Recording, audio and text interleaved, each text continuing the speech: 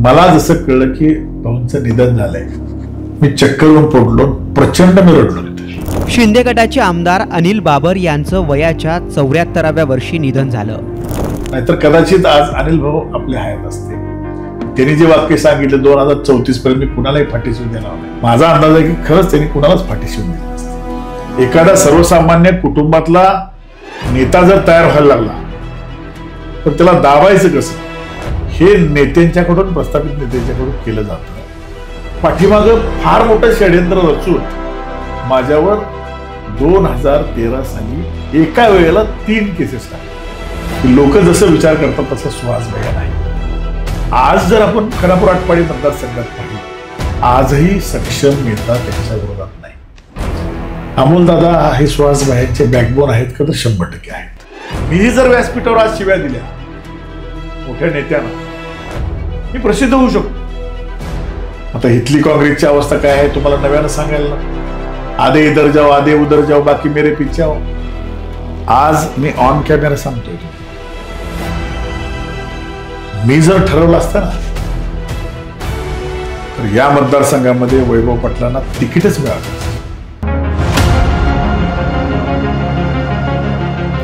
मी जर मनात आणलं असतं तर 110% वैभव पाटील 2024च्या निवडणुकीत लढलेच नसते. योग्य वेळ आल्यावर 100% मी ते सगळं जनतेसमोर बोलेन. नवी गोष्टच्या या पॉडकास्टमध्ये आपलं स्वागत आहे. आज आपल्या समोर पाहुणे आहेत, ज्या पक्षाचे पक्षप्रमुख आणि ज्यांनी महाराष्ट्र राज्याचे मुख्यमंत्री म्हणून काम केले असे माननीय एकनाथजी शिंदे यांच्या संघटनेत आज जिल्हा प्रमुख म्हणून जे कार्यरत आहेत असे संजय विभूती बापू हे आज आपले पाहुणे आहेत. आपण त्यांचं स्वागत करूया. नमस्कार. नमस्कार बापू, सांगली जिल्ह्याचे जिल्हाध्यक्ष म्हणून आता सध्या तुम्ही काम पाहताय, परंतु अनिल भाऊंचा आणि तुमचा राजकारणामध्ये संपर्क कधी आला? फार पूर्वीपासून. म्हणजे काही वेळेला मी शिवसेनेत जरी होतो तर अनिल भाऊंना बिनशर्त पाठिंबा आम्ही नगरपालिकेला दिला. अच्छा. तर आम्हाला उमेदवार मिळायची नाही. जिल्हा परिषद पंचायत समितीला अनिल भाऊंना आम्ही बिनशर्त पाठिंबा द्यायचो. अनिल भाऊ त्यावेळेला गरिबांचा नेता होता, त्यांची श्रीमंती लोकांचीच. त्यामुळे भाऊंच्याकडं काय अपेक्षा करावा अशी काही परिस्थिती नव्हती. कार्यकर्ता हाच ताकद असायची. भाऊंचे कार्यकर्ता हीच ताकद होती. त्यामुळे त्यांचा स्वभाव, त्यांचं प्रेम, त्यांची काम करण्याची पद्धत ही मला आवडल्यामुळं माझं आणि त्यांचं बॉन्डिंग खूप चांगलं होतं. जे नातं होतं म्हणजे त्यांच्यावर एवढी चेष्टा कोणच करत नव्हतं. अच्छा. एवढी माझी त्यांची चेष्टा चालायची. हे कशामुळे नातं निर्माण झालं होतं? माझा स्वभाव हा तोंडावर बोलणारा स्वभाव आहे. अच्छा. प्रेम असलं तरी तोंडावर, राग आला तरी तोंडावर. मी माघारी कधी काही करत नाही. ह्याचा अर्थ अनिल भाऊंचे कार्यकर्त्यांच्या मनात काय आहे किंवा भाऊंच्या मनात काय असं नाही. पण जे अटॅचमेंट अनिल भाऊंच्या बरोबर निवडणुकीमध्ये किंवा इतर वेळेला भाषणं करताना झाली, विकास कामांचे नारळ फोडताना मला सन्मान देणे, मला पुढं बोलवणे, काही कार्यक्रम असेल तर शहाजी बापूला निरोप दे, शहाजी बापूला बोलव, पक्षाचे जिल्हा प्रमुख आले आपले, हेच आपले नेते आहेत, हेच पक्षाच्या नेत्यांना कळवणार, हेच सांगतील तसं. म्हणजे ही कनेक्टिव्हिटी वर्षानुवर्षे होत गेली त्यांच्याबरोबर 2014 पासून. एक सन्मान देण्याचा स्वभाव. सन्मान त्यांनी मला प्रचंड दिला. जिथं माझा स्वाभिमान दुखावला गेला नाही पाहिजे ह्या प्रत्येक गोष्टीची काळजी अनिल भाऊने घेतली. मी जरी विरोधात होतो तर ज्या वेळेला मला भाऊंची बातमी समजली त्यावेळेला मी बळवंत कॉलेजवर व्यायाम करत होतो.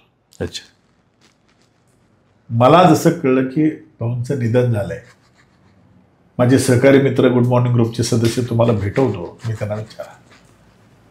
मी चक्कर येऊन पडलो, प्रचंड मी रडलो तिथे. अच्छा. 2-3 दिवस झोप लागली नाही.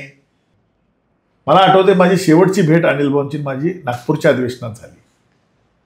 आणि त्यावेळेला मला भाऊने विचारलं, गुडघे जरा वाकून चालत होते, बापू कधी आलाय? तर म्हटलं भाऊ मी काल आलो. म्हटलं भाऊ काय झालंय? म्हणजे गुडघे जरा दुखत आहेत आणि डॉक्टरने सांगितले ऑपरेशन करा. म्हटलं करायचं ऑपरेशन, तब्येतीची काळजी घ्या, तब्येत भाऊ महत्वाची आहे तुम्हाला. हां म्हणजे मी महिनाभर बेड रेस्ट घेतली की तुम्ही परत बोला, गद्दार कुठं लपला, कुठं पळून गेला. एवढी आमची चेष्टा मस्करी त्या ठिकाणी चालायची. अच्छा. आणि म्हणलं भाऊ, राजकारणामध्ये अशा गोष्टी होत असतात, तुमची तब्येत महत्वाची आहे. कोण काय म्हणते याच्याकडे लक्ष देण्यापेक्षा तुमच्या तब्येतीकडे लक्ष देणं गरजेचं आहे. आणि खरं तो माणूस लोकांची सेवा करण्यासाठी त्या माणसानं आपलं बलिदान दिलं असं म्हटलं तर वावगं ठरणार नाही. स्वतःच्या शरीराला त्या माणसानं कधीच जपलं नाही. पहाटे 4ला जरी मुंबईवरून आली तरी 7ला अनिल भाऊ खुर्चीवर बसलेले असायचे. एवढं झुकून देऊन काम करणार नेता म्हणून त्यांची ओळख आहे. 2 वेळा त्यांना कोरोना झाला. कोरोनामध्ये रेमडेसिवीर इंजेक्शन, प्रचंड ताकदीची इंजेक्शन होती, त्याचा परिणाम शरीरावर गेला. भाऊंचं खाणं किती, अर्धी भाकरी, 1 चपाती, अर्धी चपाती. त्या शरीराला त्या गोळ्या, तो डोस, कमीत कमी शरीरामध्ये अन्न गेलं तर ते पेलवणार. त्यामुळं तब्येतीकडे त्या माणसानं दुर्लक्ष केलं आणि जनसेवेकडे फार मोठं लक्ष दिलं. नाहीतर कदाचित आज अनिल भाऊ आपल्या हयात असते. त्यांनी जे वाक्य सांगितले 2034 पर्यंत मी कुणालाही फाटी शिवू देणार नाही. बरोबर. माझा अंदाज आहे की खरंच त्यांनी कुणालाच फाटी शिवून दिली नसते. अच्छा, भाऊंचं ज्यावेळेला निधन झालं त्यावेळेला तुम्ही तुमच्या भावना व्यक्त करून दाखवल्या. त्यावेळेला त्याचे आमदार असतील सुहास भैया बाबर किंवा अमोलदादा असतील, म्हणजे ह्यांच्यावरती त्यावेळेला जो प्रसंग ओढवला होता त्याच्यामुळं खानापूर आटपाडी तालुका असेल, आपला संपूर्ण मतदारसंघ असेल, सामान्य कार्यकर्ते त्यामध्ये प्रचंड हळहळ व्यक्त झाली होती. कारण काही दिवसापूर्वी सौभाग्य काकींचं निधन झालं आणि नंतर अनिल भाऊंचं निधन झालं. त्यावेळेला तुम्हाला असं नाही वाटलं की त्यावेळेला यांना आपली आधाराची गरज आहे? 100% त्यांच्या कुटुंबाला आधाराची गरज होती. पण याचा अर्थ काय, मी त्यांच्या कुटुंबाचा आधार होण्यासारखी माझी परिस्थिती नव्हती ना. त्या कुटुंबावर प्रेम करणारे हजारो तरुण आहेत. बरोबर. हजारो नेते आहेत. एकनाथ शिंदे स्वतः आले, बरोबर, स्वतः लाकडं रचली, स्वतः धन देताना बरोबर थांबले. ते सगळं बघून डोळ्यात पाणी आलं, वाईट वाटलं, त्रास झाला. मुळामध्ये अनिल भाऊ सोडले तर सुहास भैया आणि अमोलदादाशी माझं तेवढं बॉन्डिंग नव्हतं. अच्छा. अमोलदादाचा स्वभाव मला माहीत होता, पण सुहास भैयांच्या बाबतीमध्ये अनेक गैरसमज होते. ते आकडू आहेत, ते ताट आहेत, व्यवस्थित बोलत नाहीत, असा एक लोकांच्यात गैरसमज होता आणि तो माझ्या मनामध्ये येत होता. अच्छा. माझ्याही मनात होता. माझा स्वभाव असा आहे की जिथं आपल्या स्वाभिमानाला ठेस लागेल अशा ठिकाणी जायचं नाही. आणि मला असं वाटत होतं की भयांचा स्वभाव असा आहे तसा आहे, मग आपण जर गेलो तर परत आपला अपमान झाला, काय झाला तर मग काय करायचं. तर त्या भीतीपोटी मी गेलो नाही. पण आज मला कळतंय त्यांच्याबरोबर काम करत असताना की लोक जसं विचार करतात तसं सुहास भैया नाही. भयांचा एक स्वभाव आहे, जागेवर तोंडावर बोलणे. कदाचित काही लोकांना तो आवडतो, काही लोकांना आवडत नाही, कोण कसं घेतं त्याच्यावर अवलंबून आहे. पण एक आहे की त्या स्वभावामागं पण हळवं मन आहे ना, जे काळजी करणार आहे, सगळ्यांना बरोबर घेणार आहे. हे मन जोपर्यंत आपण एकत्र येणार नाही, तुम्ही आम्ही एकत्र आल्याशिवाय तुम्हाला मला तुमचा स्वभाव कळणार नाही. बरोबर. आणि मी ह्या 7 महिन्यामध्ये प्रवेश केल्यानंतर त्यांच्याबरोबर ज्या ज्या वेळेला गेलो त्या वेळेला मला रिस्पेक्ट मिळाला. माझ्या पदासाठी त्यांनी प्रयत्न केले. मी आज त्यांच्याकडे आमदार म्हणून बघत नाही, कारण माझी निवड झाल्यावर मी ज्यावेळी त्यांना भेटायला गेलो त्यावेळी माझ्या गळ्यात पडले. अच्छा. की बापू माझ्यावरचा डाग निघाला. म्हटलं कुठला माझ्या डाग नाही. लोकांच्यात अशी चर्चा होती की संजय विभूतीच्या जिल्हा प्रमुखाचा आडवा आमदार येतोय. अच्छा. लोक बोलत राहतात, आपण त्याकडे दुर्लक्ष करायचं असते. मला माहिती ना तुम्ही माझ्यासाठी प्रयत्न केले का नाही केले. मला माझ्या नेत्यानं, माझ्या मित्रानं प्रयत्न केले का नाही म्हणजे आपण दोघं मित्र आहे. एवढंच म्हणजे खिलाडू वृत्तीचे भाई आहेत. हे मी पाहिल्यानंतर मला असं वाटलं की आपण यापूर्वी का आलो नाही. अच्छा. म्हणजे ज्या पद्धतीने अनिल भाऊ बोलले होते की विरोधकांना 2034 पर्यंत मी फट्टी शिवून देणार नाही, हे सुहास भाईंच्या माध्यमातून हे अनिल भाऊंचं वाक्य खरं ठरू शकते? ठरू शकते ना. आज जर आपण खानापूर आटपाडी मतदारसंघात पाहिलं आजही सक्षम नेता त्यांच्या विरोधात नाही. अच्छा. मी कुणाबद्दल चुकीचं बोलणार नाही, पण मला काय अनुभव आले, लोकांना काय अनुभव आले, सर्वसामान्य जनतेला प्रश्न घेऊन जाताना काय अनुभव आले. लोकांना असं वाटतं की मला अडचण आली की माझ्या नेत्याचं दार हे 24 तास उघडं पाहिजे. बरोबर. जे अनिल भाऊनी चालवलं, अर्ध्या रात्री जरी फोन आला तरी उचलायचं, तीच भूमिका सुहासबाईंनी चालवली. अर्ध्या रात्री माझ्यासाठी दरवाजे उघडे. मला खात्री आहे की 2034 काय, भैया जोपर्यंत म्हणतील तोपर्यंत आमदार ते होतील. अच्छा. परंतु सर्वसामान्यांशी असलेली नाळ ही त्यांना जपावी लागेल. माणसं राजकारणात दुखावता कामा नये याची सुद्धा काळजी सुहासबाईंनी घेतली पाहिजे. मी त्यांना बोलू शकत नाही, पण आज आपल्या माध्यमातून माझा मेसेज त्यांच्यापर्यंत जाईल. मला खात्री आहे तो सर्व बाबीवर विचार करणारा नेता आहे. जे तुम्ही अपेक्षा व्यक्त करताय त्या अपेक्षावर सुहासभाई खरे होतील तर वाटतं? त्यांचं एकंदरीत कामाचं स्पीड बघता 100% खरे होतात. कारण मी अनेक वेळा मंत्रालयात त्यांच्याबरोबर गेलोय, अनेक वेळा मी बघितले. अनिल भाऊ जसे लोकांच्यासाठी झपटल्यागत काम करत होते, तसं सुहासभाई सुद्धा त्याच्यापेक्षा कदाचित एक काकां चढ. माणूस समोर गेला एका मिनिटात फोन लावतात अधिकाऱ्यांना. तो कुठनं आलाय, का आलाय, कुठल्या पक्षाचा आहे, जी अनिल भाऊ बघायची तेच कधीही बघितलं. लोकांच्यासाठी झपटले. दर मंगळवारी कामाची पत्र पहिली सगळं.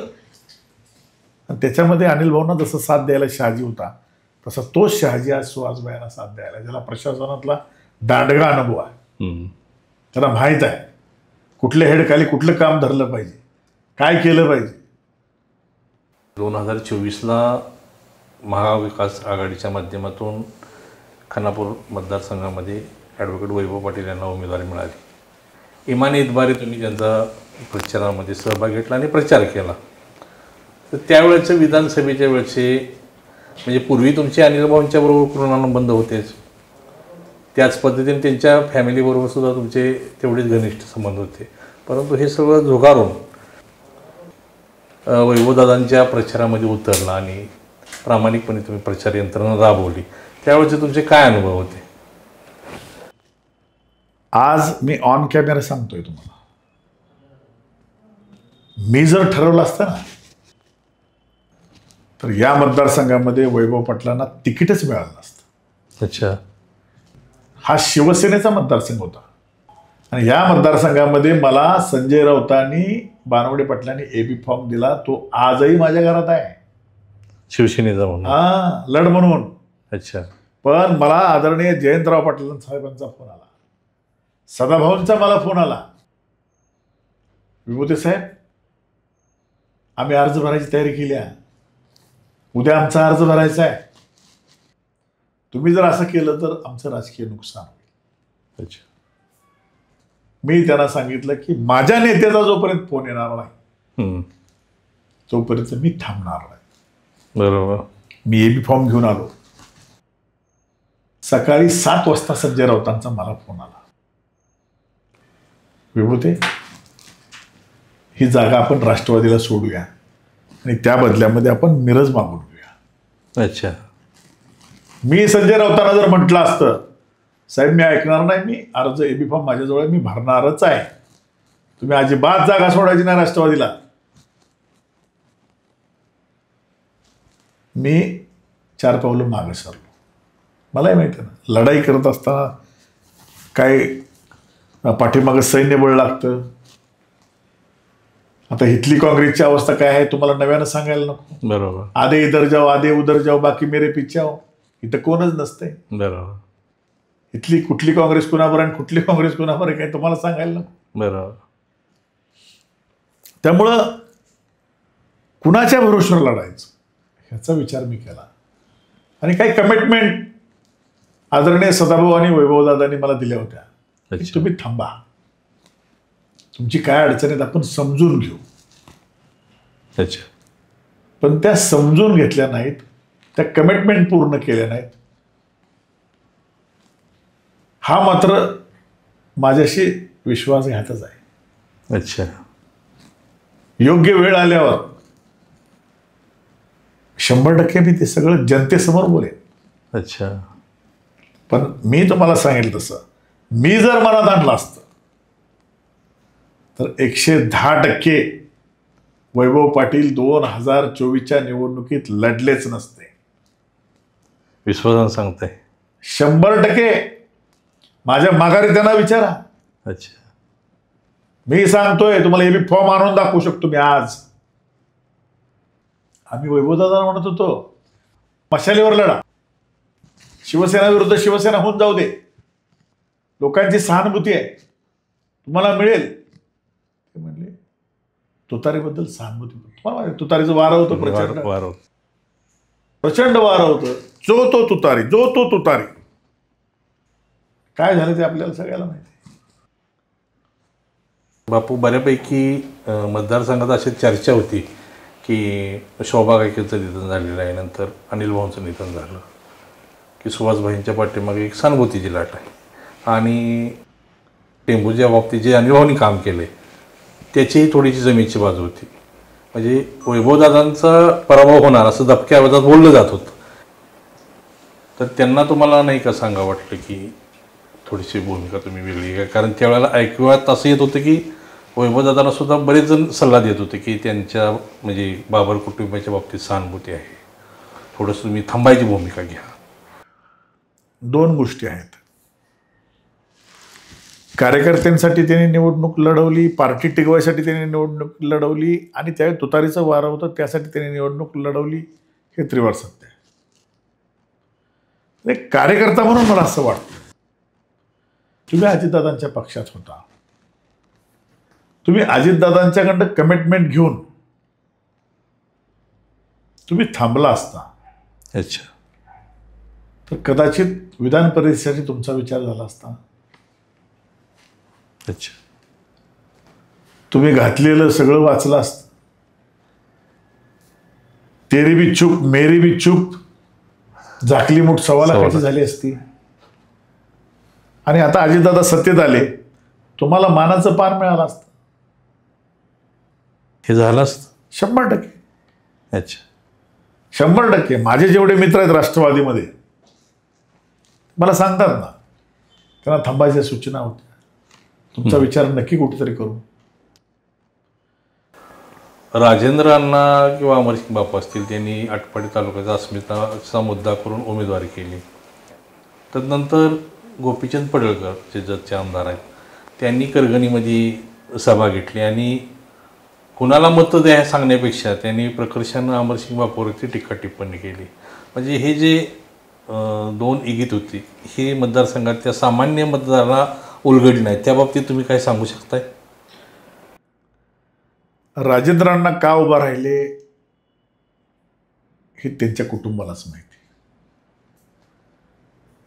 परंतु त्यांचं कुटुंब आटपाडी तालुक्यातल्या जनतेच्या विश्वासावर किती पात्र ठरलंय हा खऱ्या अर्थानं तिथल्या राजकारणाचा विषय आहे. अच्छा.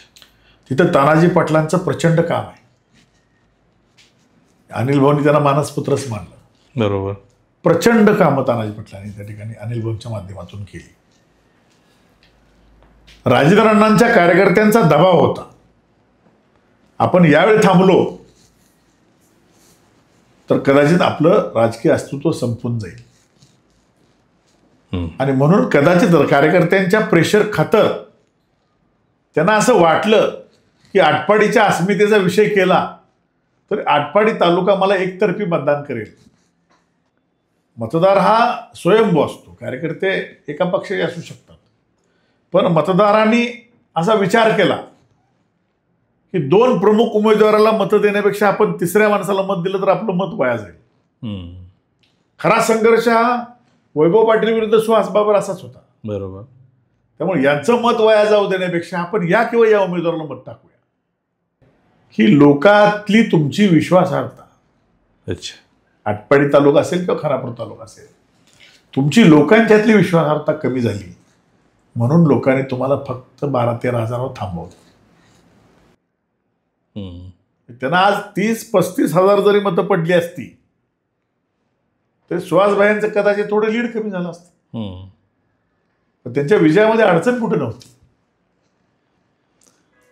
गोपीचंद पडळकरांच्या सभेबद्दल आता एकंदरीत आज रोजीचा गोपीचंद पडळकरांचा स्वभाव पाहता आपल्याला माहिती असेल, ते बोलायला आक्रमक आहेत, बिडबाड ठेवत नाहीत, कुणाला वाईट वाटेल आपण चुकीचं बोलतोय हेही त्यांना काही वेळेला कळत नाही.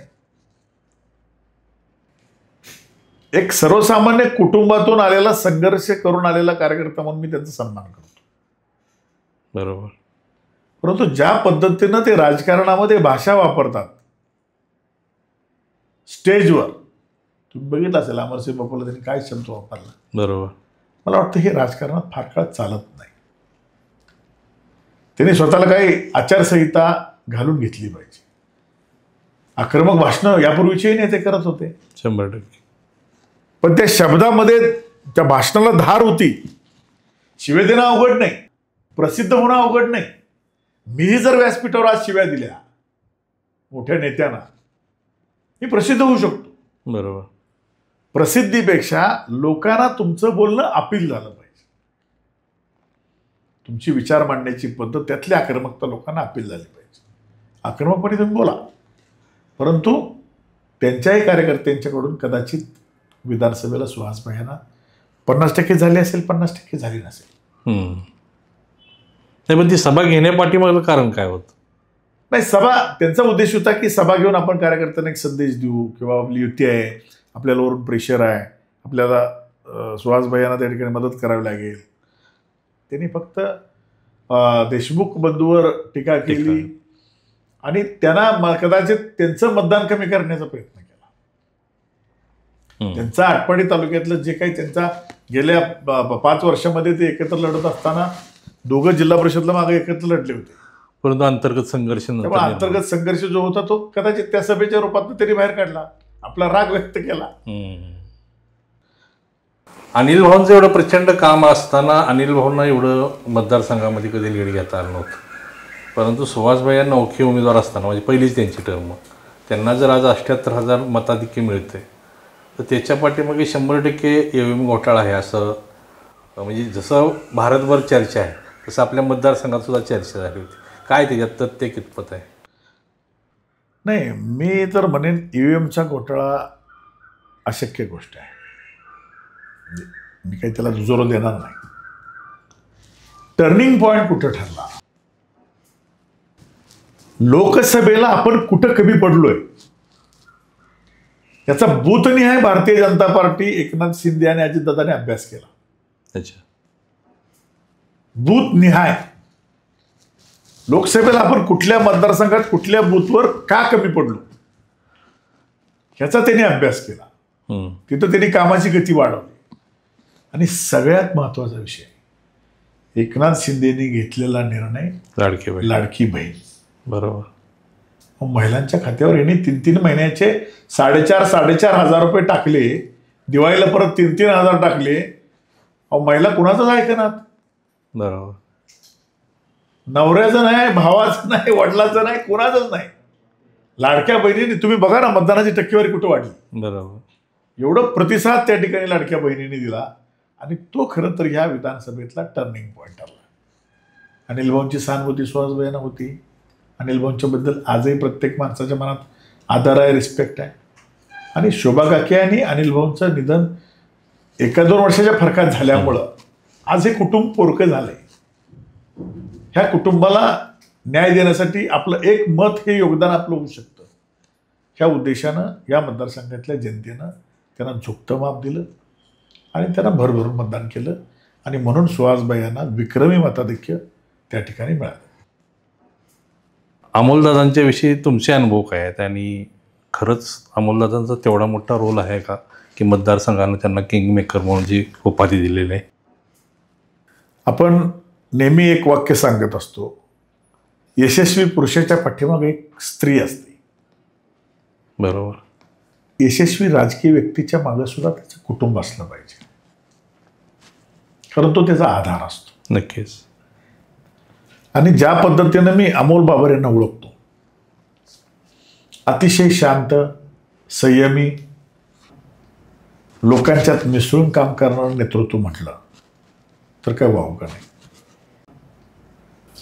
अमोलदादा हे सुहासभाईंचे बॅकबोन आहेत का, तर 100% आहेत. एक माणूस काहीच करू शकत. बरोबर. एका माणसानं ग्राउंडवरची रियालिटी, कार्यकर्ते, पदाधिकारी आणि जनता ह्याचा ताळमेळ घातला पाहिजे. त्यांना एंटरटेन केलं पाहिजे. उमेदवाराची काही वेळेला चिडचिड होते. लोकांना भेटत असताना अनेक तऱ्हेचे लोक भेटतात, अनेक अपेक्षा लोक व्यक्त करत असतात. त्यावेळेला उमेदवाराची चिडचिड होते, काही बोलता येत नाही. पण अमोलदादा असल्यामुळं सुहासभाईंचं एकच काम, दादाला भेटा. आणि ती भूमिका त्यांनी यशस्वी पार पाडली. आणि सुहासभाईंच्या यशामध्ये त्यांचा सुद्धा तितकाच सिंहाचा आणि मोलाचा वाटा 100% आहे. राजकारणामध्ये आपली सुरुवात कशी झाली होती हे थोडंसं सांग. माझ्या वडिलांचं तसं सायकल दुकान होतं. आजही ते माझ्या नावानं आहे. ओके. संजय सायकल मार्ट नेवरी. अच्छा. त्यावेळेला आपल्याला विट्यामध्ये यंत्रमाग होता आणि ग्रामीण भागातली लोक त्यावेळेला यंत्रमागला सायकलीवर यायची. बरोबर. त्या काळामध्ये त्यामुळे ते सायकली भाड्यानं असायच्या. रात्रीला 2 रुपये, पंक्चर काढायला 50 पैसे. बरोबर. ते वडिलांचं सायकलचं दुकान होतं आणि प्लस टेलरिंग काम करायचे. अच्छा.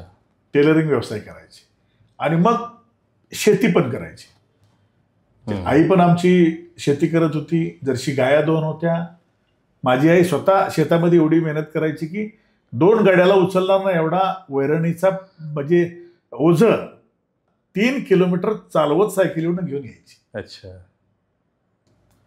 12वीमध्ये असताना अचानकच माझ्या वडिलांना कॅन्सर झाला आणि वडिलांच्या आजारपणामध्ये सगळ्या सायकली विकल्या. घरामध्ये होती ती पितळची भांडी, तांब्याची भांडी, सगळं विकलं आम्ही. अच्छा. कारण परिस्थिती नव्हती. माझ्या आईचं आणि वडिलांचं मत एवढं होतं की जमिनीला हात लावायचा नाही. अच्छा. त्यामुळे आम्ही जमीन घाण नाही ठेवली किंवा विकली नाही. साधारण 93 साली 1 वर्ष त्यांच्यावर उपचार केल्यानंतर त्यांचं निधन झालं. त्यांच्या निधनानंतर आमची परिस्थिती खूप हालाकीची झाली आणि मग काहीतरी केलं पाहिजे म्हणून वडिलोपार्जित 2-2.25 एकर शेतीमध्ये मी शेती करण्याचा प्रयत्न केला. मी सायकल दुकान आहेच चालू ठेवलं. म्हटलं सायकली जरी नसल्या आपण पंक्चर काढू, सायकल दुरुस्त करू. तेही मी 6 महिने केलं. परंतु त्याच्यातनं मिळणाऱ्या उत्पन्नामधून आपली उपजीविका, आपल्या कुटुंबाची उपजीविका आपल्याला चालवता येत नाही. म्हणून माझे एक मित्र होते, क्लासमेट, त्यांचे चुलते वडील सगळे मुंबईला होते. त्यांनी सांगितलं, संजू तुला आम्ही मुंबईला नेतो, तू आमच्याबरोबर चल. आणि 1993ला आम्ही त्या ठिकाणी मुंबईला गेलो. अच्छा. सुरुवातीला मुंबईला गेल्यानंतर आपल्याला आठवत असेल की त्या काळामध्ये पॉन्ड्स पावडरीचा डबा हा पत्र्याचा यायचा. बरोबर. तर त्या जिथं डबा तयार व्हायचा, त्याचं टोपण तयार व्हायचं, त्या फॅक्टरीमध्ये क्वालिटी सुपरवायझर म्हणून मी 900 रुपयेमध्ये काम केलं. ओके. 1 महिन्याला 900 रुपये पगार. 1994ला 1994ला 1 महिन्याला 900 रुपये पगार मला होता. आणि मग त्या पगारामध्ये मी साधारण 1 वर्ष काम केलं. परंतु तिथलं खानावळीचं बिल असायचं 1 महिन्याचं 550 रुपये. 2 फरशीवर झोपायला लागायचं. 2 फरशीवरच एक माणूस झोपणार. राहायला त्यावेळेला काय व्यवस्था तिथं? चाळीमध्ये. अच्छा. एका खोलीमध्ये 20-20 लोक असायची. म्हणजे गावच्या बैठकीच्या खोल्या वगैरे असतात हा, तशा पद्धतीची. अच्छा. ज्याच्यामध्ये गिझर नाही, टॉयलेट नाही, बाकी काही भानगड नाही. बरोबर. ज्याच्यामध्ये 1 पंखा, 1 ट्यूब, 1 झिरो बल्ब, एक छोटंसं बाथरूम ज्याच्यामध्ये फक्त गार पाणी येणार, अशा रूममध्ये मी जवळजवळ 7 वर्ष काढली. अच्छा. आणि मग 1 वर्ष तिथलं खोलीचं भाडं साधारण 125-150 रुपये, 550 रुपये खानावळी आणि महिन्याचा किरकोळ चहापाण्याचा खर्च पकडला तर मला शिल्लकच काय राहायचं नाही. त्यामुळं मग परत ते थांबवून मी रिक्षा चालवण्याचा त्या ठिकाणी निर्णय घेतला. तिथून 95ला मी रिक्षा चालवायला सुरुवात केली. 96ला मी स्वतःची रिक्षा त्यावेळेला 18,000 रुपयाला घेतली. माझं स्वतःचं आजही मुंबईमध्ये परमिट आहे. अच्छा. माझ्या नावचं. तिथून मी साधारण 10 वर्ष मुंबईमध्ये रिक्षा चालवली. 2003ला गावी आल्यानंतर आमच्या गावातील काही प्रमुख या पक्षाचे त्या पक्षाच्या कार्यकर्त्यांनी एकत्र एक मीटिंग घेतली आणि त्यांनी ठरवलं की गावामध्ये शिवसेनेची शाखा काढायची. गावामध्ये आमची जवळजवळ 40-50 जणांची पोरांची टीम होती. मी मुंबईला रिक्षा चालवत असल्यामुळं, माझा स्वभाव बोलका असल्यामुळं, ज्या 2-3 मीटिंग आमच्या गावामध्ये शाखेसंदर्भात पार पडल्या, त्या मीटिंगमध्ये मी थोडीशी विस्तृत भूमिका मांडण्याचा प्रयत्न केला. अच्छा. त्या तालुका प्रमुख, त्यावेळेला प्रदीप पवार म्हणून तडसरचे तालुका प्रमुख होते. त्यावेळेला ते प्रदीप पवार म्हटले की अरे मुलांनो, तुमच्यात हा पोरगा जरा क्वालिटी दिसतोय, बोलका दिसतोय, आणि मग ह्याला शाखा प्रमुख आपण केला तर. अच्छा. त्यामुळं मग पोरांचं एकमत झालं. ते म्हणले हा मुंबईला रिक्षा चालवतो, काय हरकत नाही म्हणले, 2 महिन्याला 3 महिन्याला येतोय जातोय, त्यावेळेला आपण त्याला बरोबर घेऊ. अच्छा. शिवसेना शाखा ज्यावेळेस चालू केली होती त्यावेळेला तुम्ही गावासाठी म्हणून तुम्हाला काहीतरी 20,000चं कर्ज काढावं लागलं असतं. तो किस्सा काय होता? त्या काळामध्ये पाण्याची फार अडचण होती. टेंबू ताकारी किंवा कुठलीही योजना त्यावेळेला आलेली नव्हती. मग सगळे मित्र म्हणले की उन्हाळ्यामध्ये आपल्या गावाला पाण्याची फार टंचाई असते आणि मातंग समाजा शेजारी आपण एखादी पाण्याची टाकी बांधली, म्हणजे आमच्यातलाच एक कार्यकर्ता सत्यवान डोंबाळे, त्याचं घर तिथं होतं आणि त्याच्या घराच्या बाजूला थोडीशी जागा मोकळी होती. अच्छा. सगळे म्हणले की आपण शिवसेनेच्या शाखेची सुरुवात करायची तर विकासापासून करायची, कारण शिवसेनेचं ब्रीदवाक्य आहे 80% समाजकारण आणि 20% राजकारण. म्हटलं काय हरकत नाही. मग आम्ही स्वतः नदीत जाऊन वाळू भरून आणली, आम्ही स्वतः हाताखाली गौंड्याचे दिलं. पण हे सगळं करायला जे भांडवल लागणार होतं आम्हाला, ते भांडवल आमचेच एक मित्र त्यात ग्रुपमधले जीवनधारा पतसंस्थेमध्ये मॅनेजर होते. अच्छा. आणि मग आम्ही सगळ्यांनी त्यांना विनंती केली की 20,000 रुपयेचं कर्ज त्या ठिकाणी तुम्ही आम्हाला द्या. मग त्या पैशातून टाकीचं बांधकाम, म्हणजे उन्हाळ्यामध्ये टँकर आला की तो टँकर त्या टाकीत खाली करून घ्यायचा आणि तिथल्या लोकवस्तीमध्ये त्याचं पाणी लोकांना नेता आलं पाहिजे आणि त्याच्यावर शिवसेना नाव टाकायचं. म्हणजे शिवसेनेनं विकास कामाच्या सुरुवातीपासूनच सुरुवात केली, बरोबर, अशी ती संकल्पना होती. आणि राहिलेल्या पैशामध्ये शाखा काढताना जो जेवणाचा खर्च आहे, मंडपाचा खर्च आहे, स्पीकरचा खर्च आहे, येणाऱ्या पाहुण्यांच्या सत्काराचा खर्च आहे, तो त्या सगळा भागवायचा. अशा उद्देशानं ते केलेलं 20,000 रुपयेचं कर्ज होतं. पण ते कर्ज मला वाटतंय मी साधारण 10 वर्षांनी फेडलं. कारण ते फेडायसारखी त्यावेळी परिस्थिती पण नव्हती. ते 2003 साली 20,000 म्हणजे खूप मोठी रक्कम खूप झाली. मोठी रक्कम होती. त्याच्यानंतर सुद्धा मी रिक्षा चालवत होतो. अच्छा. परंतु परत रिक्षा चालवत असताना मला असं वाटलं की ह्या रिक्षा चालकीवर फक्त आपलं घर परिवाराचं उपजीविका चालते, ह्यातनं काय आपण शिल्लक ठेवू शकत नाही. मी 2005 साली मुंबई सोडली.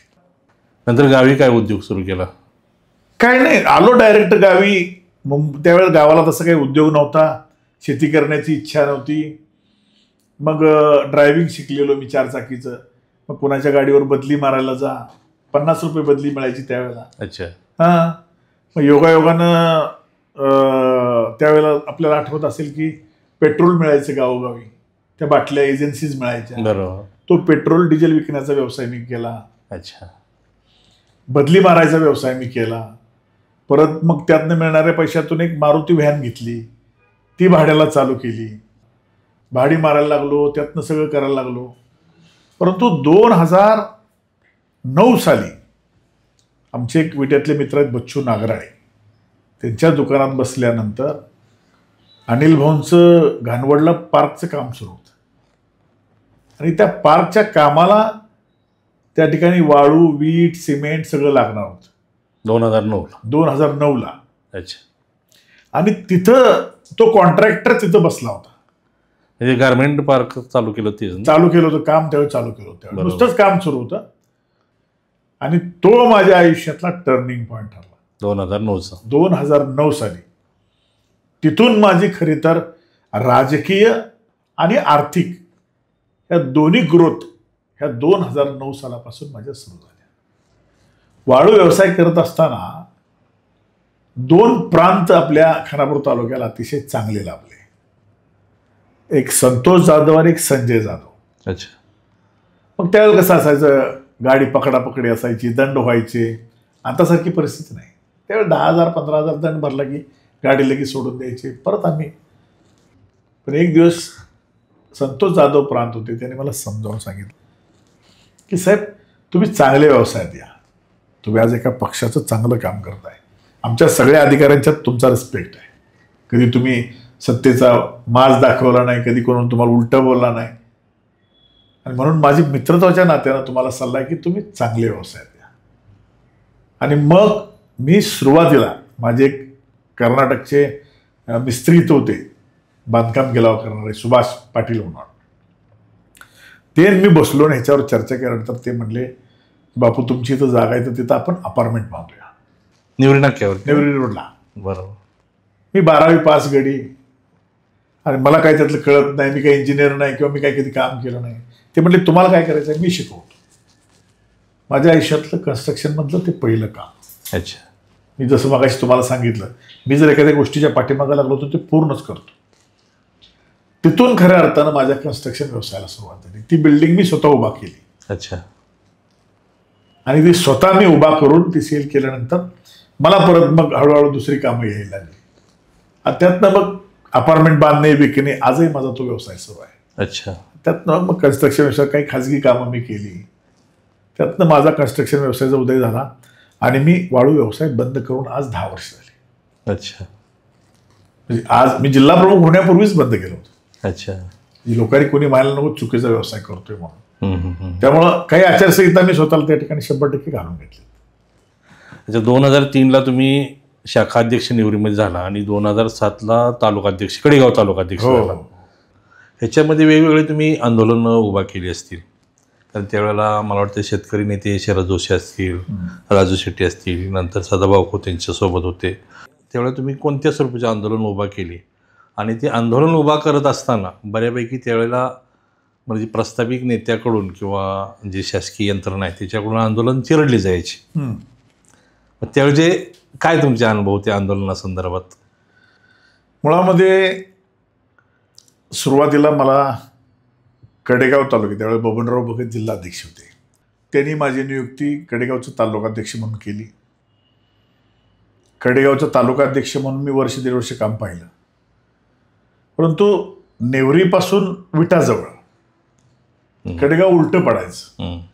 आणि मग बऱ्यापैकी माझा जो मित्रांचा मुलांचा ग्रुप होता, कार्यकर्त्यांचा ग्रुप होता, तो विट्यातला होता, खानापूर तालुक्यातला होता. आणि शिक्षणही बळवंत कॉलेजला झाल्यामुळं शिक्षणही बळवंत कॉलेजला झालं. छोटा मोठा व्यवसाय केला किंवा ओळख झाली ती माझी विट्यामध्येच बऱ्यापैकी झाली. त्यामुळे इथल्या मुलांनी मागणी केली आमच्या जिल्हाध्यक्षांच्याकडे की आम्हाला बापू खानापूर तालुका अध्यक्ष म्हणून पाहिजे. अच्छा. आम्हाला कडेगाव तालुका अध्यक्ष नको. आणि म्हणून मग परत मला खानापूर तालुका अध्यक्ष दिलं. त्यावेळेला ऊसाचा प्रश्न गंभीर होता. बरोबर. ऊसाला त्यावेळी दर मिळायचा नाही. काटेमारीचा प्रश्न होता. आपण ज्यांची नावं सांगितली, शरद जोशी असतील, राजू शेट्टी असतील, सदाभाऊ खोत असतील, जालन्याचे मला वाटते शेतकरी नेते होते लक्ष्मण वडले, नंतर पाशा पटेल. पाशा पटेल आहेत. मी त्यांची भाषणं ऐकायला कोल्हापूरला आम्ही ट्रॅक्टरला लटकून जायचो. ट्रॅक्टरमधनं जायचो, ट्रकातनं जायचो, आम्ही लटकून जायचो. त्यांची मी आंदोलनं बघायचो, त्यांची भाषणं बघायचो. पण आम्ही सुद्धा ऊसाच्या प्रश्नावर त्या ठिकाणी आम्ही आंदोलनं केली. शेतकऱ्यांच्या शेतीमालाला भाव मिळावा म्हणून आंदोलनं केली. त्यावेळेला दुष्काळ पडला तर दुष्काळाच्या प्रश्नावर शेतकऱ्याला मदत मिळावी म्हणून आम्ही आंदोलनं केली. पाणी प्रश्नावर आम्ही आंदोलनं केली. टेंबू ताकारी ह्या योजना ज्या होत्या त्या अपूर्ण योजना होत्या, त्या पूर्ण व्हाव्या म्हणून आम्ही आंदोलनं केली. आम्ही विटा ते मुंबई चालत गेलो. अच्छा. टेंबूच्या पाणी प्रश्नासाठी. त्यावेळी विदर्भातल्या लोकांना असं वाटायचं की सगळा विकास निधी हा पश्चिम महाराष्ट्रात चाललाय. बरोबर. परंतु पश्चिम महाराष्ट्रात काय परिस्थिती होती ते आपल्याला माहित होती. बरोबर. पायाला फोड आले, प्रचंड वेदना. शेवटी चालत मुंबईला जायचा प्रवास काही सुखाचा नव्हता. किती शिवसैनिकांचा ग्रुप होता? आम्ही 100 शिवसैनिक होतो. अच्छा. आमच्याबरोबर त्यावेळेला नाईक निंबाळकर म्हणून खासदार होते सातारचे. अच्छा. त्यांनी आमच्याबरोबर त्यावेळेला एक ॲम्ब्युलन्स दिली आणि काही खायचं साहित्य आम्हाला दिलं. अच्छा. असा तो प्रवास करत आम्ही मुंबईला गेलो. मुंबईला गेल्यानंतर बाळासाहेब ठाकरेंना आम्ही भेटायला गेलो मातोश्रीवर. आणि मग ही मुलं कोण चालत आली पाण्यासाठी म्हणून बाळासाहेब ठाकरे खाली आले मातोश्रीमध्ये. साहेब आले. साहेब खुर्चीवर बसले. दैवयोगानं साहेबांच्या पायाशेजारी बसायची मला संधी मिळाली. सगळे आम्ही खाली बसलो होतो सगळे. आणि मग साहेब आल्यानंतर साहेब शेजारी बसलेत म्हटल्यानंतर त्यांच्या चरण स्पर्श करण्याचं मला योग आला. म्हणून म्हटलं चरण स्पर्श करूया. म्हणून मी साहेबांचा थोडा पाय दाबायचा प्रयत्न केला. म्हटलं आपल्या नेत्याचे पाय दाबूया आपण. त्याचं नाव डंका पूर्ण देशात आहे. बरोबर. अशा नेत्याच्या पायाला आपला हात लागला तर आपण धन्य होऊ. मग मी पाय दाबायचा प्रयत्न केल्यावर बाळासाहेब खूप चिडले. अच्छा. माझ्या वतीने हात उघडला. असा नालाय का, पायाला हात लावायचं नाही अजिबात. तुझी जागा इथं हृदयात आहे, पायात नाही. हे वाक्य माझ्या घरात त्या दिवशी घर करून गेलं. अच्छा. आणि मला आजही तो दिवस आठवला की थोडंसं ऊर भरून येतो की एवढा मोठा नेता आणि त्या ठिकाणी त्याच्या मनामध्ये शिवसैनिकांच्या विषयी काय प्रेम, काय भावना, काय आदर. आणि मग आम्ही सगळी बसलो. त्यांनी आम्हाला विचारपूस केली. सगळं झालं. आणि आमचे मोहनभाऊ देशमुख म्हणून आटपाडीचे त्यावेळी तालुका प्रमुख होते. त्यांनी सरकारला निवेदन, त्यावेळी आर पाटील गृहमंत्री होते. अच्छा. सरकारला निवेदन दिले की तुम्ही जर हे नाही केलं तर आम्ही आत्मदहन करू. त्यावेळेला DCP शिंदे म्हणून त्या ठिकाणी होते.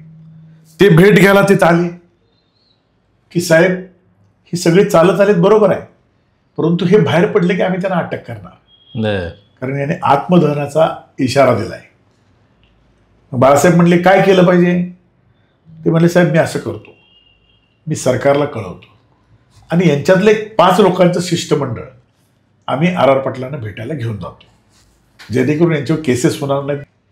बाळासाहेब म्हणले काय हरकत नाही. आणि त्यावेळेला मग आर पाटलांची वेळ घेतली आणि आमचं 5 जणांचं शिष्टमंडळ बबनराव भगत यांच्या गाडीतनं मागं 2 पोलीस गाड्या, पुढं 2 पोलीस गाड्या, सायरन वाजवत आम्ही त्या ठिकाणी मंत्रालयात गेलो. मंत्रालयात आम्ही निवेदन दिलं. बाळासाहेबांची तुमची ती पहिलीच भेट? पहिली भेट माझी बाळासाहेबांची. आणि पहिल्याच भेटीत त्यांच्या पायाजवळ बसायला तुम्हाला योग आला. आता तुमचं बोलता बोलता डोळं भरून आलं, तुम्ही भावनिक झाला. अजूनही तो क्षण तुम्हाला खरोखर म्हणजे हृदयामध्ये कोरल्यासारखा राहून गेलेला आहे. बाळासाहेब एक असं व्यक्तिमत्व होतं की पाकिस्तान असो, अमेरिका असो, कुठलाही देश असो, त्यांच्या एक शब्दाला धार होती. म्हणजे बाळासाहेबांच्या वाक्यावर जीव द्यायला तयार होणारे शिवसैनिक होते. बरोबर. महाराष्ट्राला जे त्या ठिकाणी स्वातंत्र्य मिळाले ते 109 हुतात्म्यांनी मिळाले. ते शिवसैनिक होते, लक्षात घ्या. त्यामुळं बाळासाहेबांच्या विषयी पूर्ण देशामध्ये आदर होता की हा एक हिंदूंचा कट्टर लढवय्या नेता आहे, ज्यांना कुठल्याही पदाची अपेक्षा नव्हती, ना मुख्यमंत्री ना पंतप्रधान ना काहीच नाही. शिवसेना प्रमुख हे पद असं होतं कदाचित ते देशात कुणालाही घेता आलं नाही पद. त्यानं आजवरती जागा घेता आली नाही. अटल बिहारी वाजपेयी पंतप्रधान असताना, लालकृष्ण अडवाणी गृहमंत्री देशाचे असताना सुद्धा मातोश्री येऊन बाळासाहेबांना भेटत होते. बरोबर. हे त्या व्यक्तीचं आणि त्या पदाचं वलय होतं. सुरुवातीला तुमची तालुकाध्यक्ष म्हणून ज्यांनी निवड केली ते खानापूरचे बबनकाका भगत, एक दिलदार व्यक्तिमत्व होतं. त्यांच्याविषयी काय सांगाल किंवा त्यांच्यासोबतच्या काही आठवणी तुम्ही शेअर करू शकाल? बबनकाका भगत हे नेतृत्व तसं म्हणलं तर रांगडं नेतृत्व होतं. म्हणजे ज्यांना भाषणाची कला नव्हती, ज्यांना लिहिता वाचता येत नव्हतं, पण बाळासाहेबांच्यावर श्रद्धा असणारा नेता होता. बरोबर. आपल्याला आश्चर्य वाटेल, मातोश्रीवर बाळासाहेबांना भेटण्यासाठी 26 वेळेला गेलेला माणूस आहे. अरे बाबा. त्यांची काळी बुलेरो गाडी होती. बरोबर. आपल्याला हातात कडं बिडं, त्याला धनुष्यबाण, अंगठ्या बिंगट्या, असा रुबाबदार गडी, मॅचिंग चप्पल, सगळं मॅचिंग. मी इतका पण बोलायला एकदम रांगडा गडी. 27व्या वेळेला त्यांची भेट झाली. अच्छा. मी त्यांच्या गाडीतनं कमीत कमी 7 ते 8 वेळा गेला असेल मुंबईला. अच्छा. त्यावेळी 27व्या वेळेस बाळासाहेबांची आमची भेट. म्हणजे फक्त बाळासाहेबांची भेट घ्यायला. अच्छा. त्या माणसाचा काही उद्दिष्ट नाही, काही मागणं नाही, काही अपेक्षा नाही. अच्छा. मला फक्त एकदा बाळासाहेबांना भेटायचं आहे. जिल्हा प्रमुख झाल्या मला फक्त एकदा बाळासाहेबांना भेटायचं आणि एक फोटो काढायचा. एवढी साधी अपेक्षा. एवढं दिलखुलास नेतृत्व होतं. आम्ही ज्यावेळेला आंदोलन करायचो, खानापूरमध्ये आम्ही रस्ता रोको करायचो, त्यावेळेला चॅनलवाली यायची. चॅनलवाली मुलाखती घ्यायला, काका तुम्ही जरा सांगा का आंदोलन केले, थांबा म्हणायचे, संजू बोलतोय आमचा. मी मुलाखत द्यायचो टीव्हीला आणि सगळं मुलाखत संपली की काका म्हणायचे, कळलं का संजू काय म्हणलाय, ते माझ्या नावावर छापा. एवढा साधा भोळा रांगडा माणूस बबन काका होता. म्हणजे मला खऱ्या अर्थानं राजकारणात ग्रीप त्यांनी दिली. अच्छा. खेडेगावचं तालुका प्रमुख केलं, तिथून उचलून खानापूरचं तालुका प्रमुख केलं. कालांतरानं त्यांना शुगरमुळं ह्याच्यामुळं शारीरिक त्रास झाला आणि ते आज आपल्यात नाहीत. आजही त्यांच्या आठवणी अनेक माझ्याबरोबर आहेत. म्हणजे आम्ही मुंबईला गेलो तर सगळे नेते त्यांच्या प्रेमात पडायचे, गोल्डन मॅन म्हणायचे. पुण्याचे ज्या पद्धतीने रमेश वांदळे यांचं नाव, हो, तसंच आपल्या इथं बबन काकाचं नाव. अतिशय रांगडं नेतृत्व आपल्याला त्यांना म्हणून पाहावं लागेल. मग त्या काळामध्ये शिवसेनेचं काम करणं म्हणजे प्रस्थापित नेत्यांच्या विरोधातच काम करणं अशी त्यावेळेला परिस्थिती होती. म्हणजे कडेगाव तालुका असेल किंवा खानापूर आटपाडी असेल किंवा आपल्या संपूर्ण सांगली जिल्ह्यामध्ये असेल, त्यावेळेला कसा अनुभव आला की प्रस्थापित नेत्यांच्याकडून किंवा प्रस्थापित व्यवस्थेच्या विरोधात तुम्ही काम करताय, तुम्हाला काही तिथं त्रास देण्याचा प्रयत्न झाला किंवा त्रास काय जाणवला असं काय? हे बघा, आजही महाराष्ट्रामध्ये प्रस्थापित नेते हे सहजासहजी कुणाला मोठे होऊ देत नाहीत. एखादा सर्वसामान्य कुटुंबातला नेता जर तयार व्हायला लागला तर त्याला दाबायचं कसं, हे नेत्यांच्याकडून, प्रस्थापित नेत्यांच्याकडून केलं जातं. परंतु ती शिवसेना या 4 अक्षरामध्ये एवढी जादू आहे की शिवसेनेला त्यावेळेला सगळी भ्यायची. अच्छा. असं असल्यामुळं अनेकदा अडकवायचा प्रयत्न झाला. फक्त मला माझ्या एका मित्राने सांगितलं होतं की चुकीचं वागायचं नाही, गुन्ह्यात कुठं अडकायचं नाही. अच्छा. आणि चुकीचं काय करायचं नाही जेणेकरून आपण त्यात अडकूया. मुळामध्ये मी 100% निर्व्यसनी असल्यामुळं कुठं अडकण्याचा, कुठं संगतीचा कसलाही परिणाम त्या ठिकाणी माझ्यावर झाला नाही. माझी 15 दिवसाला आंदोलन असायची, चौकामध्ये रास्ता रोको असायचा की आपण ज्या लोकांसाठी, शेतकऱ्यांसाठी, व्यापाऱ्यांसाठी, सर्वसामान्य नागरिकांसाठी ज्यावेळी रस्त्यावर येतो, भांडतो, त्यावेळेला केसेस ह्या होणारच, ही भूमिका आम्हाला माहीत आहे. पण याच्यातून त्या एका PI बरोबर माझा वाद झाल्यानंतर त्यांनी, माझ्याबरोबर एक मुलगा होता, त्याचं एक लव्ह मॅरेज झालं होतं. अच्छा. आणि त्यातनं ते परत ते काय आईवडिलांच्या सांगण्यावरून मुलगी विभक्त झाली, तो बाजूला झाला. परंतु त्या पाठीमागं फार मोठं षड्यंत्र रचून माझ्यावर 2013 साली एका वेळेला 3 केसेस टाकल्या. ओके. पहिल्या केसमध्ये मला अटकपूर्व जामीन मिळाला, दुसऱ्या केसमध्ये मला अटकपूर्व जामीन मिळाला. परंतु माझ्या फॅमिलीशीला हाताशी धरून त्या ठिकाणी 3री केस माझ्यावर करून मला बोगस केसमध्ये त्या ठिकाणी अडकवलं. दैवयोगानं त्या सगळ्या केसेस हायकोर्टानं उडवून लावल्या. ओके. क्रॅशेस केल्या, तो भाग वेगळा. परंतु प्रस्थापित नेत्याने मला त्रास द्यायचा 100% प्रयत्न केला. आणि म्हणून आज जे मी उभा आहे ते फक्त त्यांच्यामुळे उभा आहे. कारण त्यांनी जर संजय विभूतेला विरोध केला नसता, त्यांनी जर माझ्यावर केसेस करायचा प्रयत्न केला नसता, तर कदाचित तुम्हाला आज हा संजय विभूते दिसला नसता. ताकदीने उभा राहताना दिसला. 100% मला संघर्ष आवडतो. म्हणजे संजय विभूते घडलाय हा काय काल घडला नाही. बरोबर. त्या घडायला 25 वर्ष त्या ठिकाणी ग्रामीण भागामध्ये ग्रासरूटला राबावं लागलं, कष्ट करावं लागलं. आजकालच्या तरुण नेत्यांना ताबडतोब प्रसिद्धी पाहिजे, बरोबर, पैसा मिळाला पाहिजे. पहिली जिल्हा परिषद निवडणूक लढवली 2012ला भाळवणी गटातून. त्यावेळेचे काय अनुभव होते? भाळवणी गावामध्ये एक शिकलगार वस्तीचा लाईटचा प्रश्न होता आणि तो 10 वर्ष पेंडिंग होता. लोक माझ्याकडे भेटायला आली, मला म्हणले तुम्ही हा प्रश्न सोडवला तर आम्ही तुमच्या पक्षात प्रवेश करतो. अच्छा. मग मी गावात गेलो, तो प्रश्न मी समजून घेतला. तर एक शेतकरी आडवा पडत होता. त्या शेतकऱ्याला समजावून सांगितले की तिथं जवळजवळ 21 पोल पडत होते. मग मी MSCBच्या अधिकाऱ्यांची भेट घेतली, तर त्यांना सांगितलं की तुम्ही काही करायचं नाही, तुम्ही मंजुरी फक्त द्या, आणि तुम्ही सामान कुठं भरायचं सांगा. आमचे शेतकरी येतील, आमच्याच ट्रॅक्टरमधून आम्ही डांब भरून नेऊ, सगळं साहित्य आमच्याच ठिकाणी नेऊ, आम्ही तिथं उभं राहू, आम्ही तिथं काम करून घेऊ. आपल्याला आश्चर्य वाटेल, एका महिन्यामध्ये 21 पोल उभा करून तिथल्या ट्रान्सफॉर्मरचं उद्घाटन आम्ही केलं. अच्छा. आणि त्यावेळेला भाळवणी गावातल्या लोकांनी आम्हाला एवढं प्रेम दिलं, ते गाव जणू माझं आहे की काय अशी परिस्थिती निर्माण झाली. आणि मग ओबीसीचं आरक्षण भाळवणी जिल्हा परिषद गटात पडल्यामुळं मी त्यावेळेला अनिल भाऊंना सांगितलं, म्हटलं भाऊ मी जिल्हा परिषदला उभा राहतो, खालच्या दोन्ही सीटा तुमच्या घ्या, आपण आघाडी करूया. मीही निवडून येईल, खालच्या तुमच्या दोन्ही सीटा निवडून येतील. अनिल भाऊ त्यावेळेला राष्ट्रवादीमध्ये होते. बरोबर. चंद्रहार पाटलांची टर्म नुकतीच संपली होती. बरोबर. परंतु काही गावामध्ये लोक म्हणायचे की हा नवीन आहे, आपल्या तालुक्यातलाच नाही, याला किती मतं पडतील, 101 मतं पडतील, त्याच्यापेक्षा याला मतच पडणार नाहीत, असं काही तिथल्या स्थानिक राजकीय नेत्यांना वाटलं. त्या विधानसभेला सुद्धा आमच्या उमेदवाराला 27 मतं होती. आणि त्यावेळेला लोकांच्या पाठबळावर मी त्या जिल्हा परिषद गटात, जिथं माझं स्वतःचं मतदान नाही, माझं गाव नाही, अशा ठिकाणी मी 5000 मतदान घेतलं. अच्छा. धनुष्यबाणावर. आज लोक काही वेळा म्हणतात राजकारणात तुम्हाला लढायचा अनुभव आहे का, तुम्हाला काय माहिती आहे. अरे मी लढलोय ना, मी संघर्ष केला.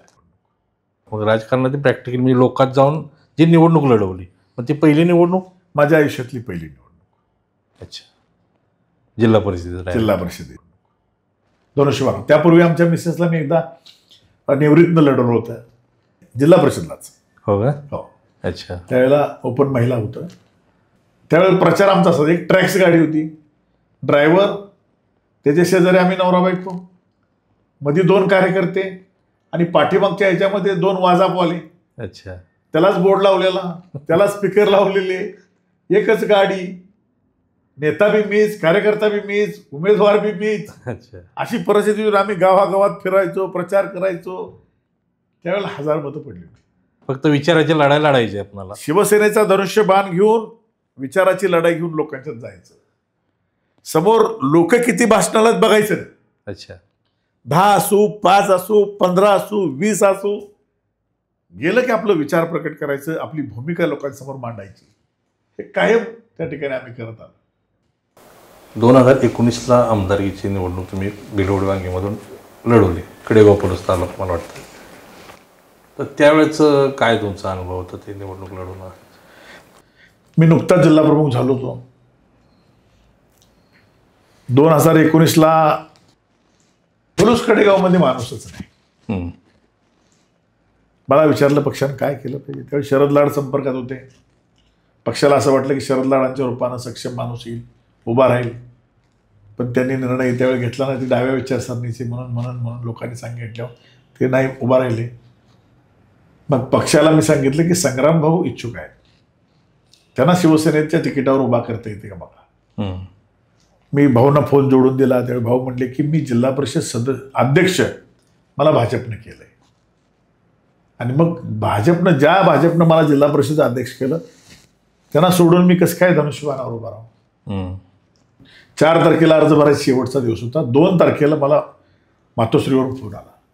मी आहे त्या कपड्यावर गाडी काढली आणि माझे एक उपजिल्हा प्रमुख आणि तालुका प्रमुख घेऊन 9 वाजता मातोश्रीवर पोहोचलो. तिथं महाराष्ट्रातली प्रचंड गर्दी होती. मला परत 10:30 वाजता आत घेतलं, बसलो, चर्चा केली. उद्धवजी बसले होते, संजय राऊत होते, आदित्य ठाकरे होते, अनिल परब होते, अरविंद सावंत होते, विनायक राऊत होते, बानवडे पाटील होते. मला एकट्याला आत घेतलं. काय कसं म्हणलं, मी त्यांना सांगितलं की आपल्याला तिथं मतदान पडणार नाही, कारण तिथं आपली संघटनात्मक बांधणी शून्य आहे. बरोबर. कारण तो मतदारसंघ पतंगराव कदमांचा बालेकिल्ला आहे आणि तिथं विरोधात पृथ्वीराज देशमुख, संग्राम देशमुख हे सुद्धा मातब्बर आहेत आणि शरद लाड आणि अरुण लाड कारखान्याच्या माध्यमातून सुद्धा मातब्बर आहेत. त्यामुळे यांच्या तावडीतनं कार्यकर्ता मिळणं फार अवघड आहे. आणि समजा आम्हीच एखादी शाखा काढलीच एखाद्या गावात, तर तो दुसऱ्या दिवशी एकतर भारतीय विद्यापीठात कामाला लागलेला असतो, नाहीतर कुठेतरी कारखान्यावर कामाला गेलेला असतो. बरोबर. म्हणजे आमच्याकडे शाखा प्रमुख जो होईल त्याचं कल्याण 100% होणार, अशी परिस्थिती आहे. मी जरी उभा राहिलो तर त्यावेळी भाजप माझं इमानदारीने काम करेल ह्याची शाश्वती मला नाही. अच्छा. त्यामुळे मी उभा राहत नाही. उद्धव साहेब मला म्हणले, तुला काय मतं पडायच ती पडू दे, तू उभा राहा, हा एबी फॉर्म घेऊन जा, तुला कोण सक्षमदा वाटला त्याला एबी फॉर्म दे. एबी फॉर्म घेतला आणि संग्राम देशमुख आणि पृथ्वीराज देशमुख यांना भेटायला कडेपूरला गेलो. त्यांना समजावून सांगायचा प्रयत्न केला, तुमच्यातला कार्यकर्ता उभा करा, तुम्ही उभा राहा, मला काही अपेक्षा नाही.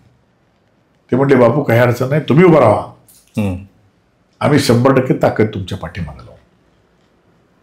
आणि मग मी अर्ज भरला. अर्ज भरताना पृथ्वीराज बाबा आले, संग्राम भाऊ काय आलेच नाहीत. आणि मग त्यांच्या भरोश्यावर मी निवडणुकीत राहिलो. त्यांनी मला प्रत्येक गावात पाठवलं. ते कुठेतरी शेतात घर एखादं असायचं आणि तिथं 4-5 कार्यकर्ते असायचे आणि मी दिलेली पॉम्पलेट तिथंच कोपऱ्यात टाकायचे. मी अपेक्षेवर होतो की कदाचित यांना न घेता मी जर राजकारण केलं तर हे उद्या माझी तक्रार करत जातील की तुमच्या उमेदवारांना आम्हाला विश्वासात घेतलं. म्हणजे विश्वासात घ्यावं तरी प्रॉब्लेम, नाही घ्यावं तरी प्रॉब्लेम. अशा विवंचनेमध्ये माझ्याबरोबर धोका झाला आणि सगळी परिस्थिती मग सगळ्यासमोर आहे. आम्ही दुसऱ्याच्या तालुक्यात जाऊन 5,000 मतं घेतली बाळवणी जिल्हा परिषद गटामध्ये. बरोबर. एवढा लढवय मी नेता आहे. आणि मग माझ्याच मित्रपक्षानं धोका त्या ठिकाणी केला. लोकांच्या पर्यंत कळलंच नाही कोण उमेदवार आहे. विश्वजित कदमांच्या विरोधामध्ये उमेदवार कोण आहे हे कळलंच नाही. आणि त्यामुळे मग लोकांनी आणि भारतीय जनता पार्टीचे त्यावेळेचे सगळे प्रमुख पुढारी मॅनेज झाले. आज संग्राम भाऊला 1,00,000 मतं पडली 2024ला, त्यावेळी मला 10,000 मतं पडतात. बरोबर. मतं गेली कुठं सांगा ना.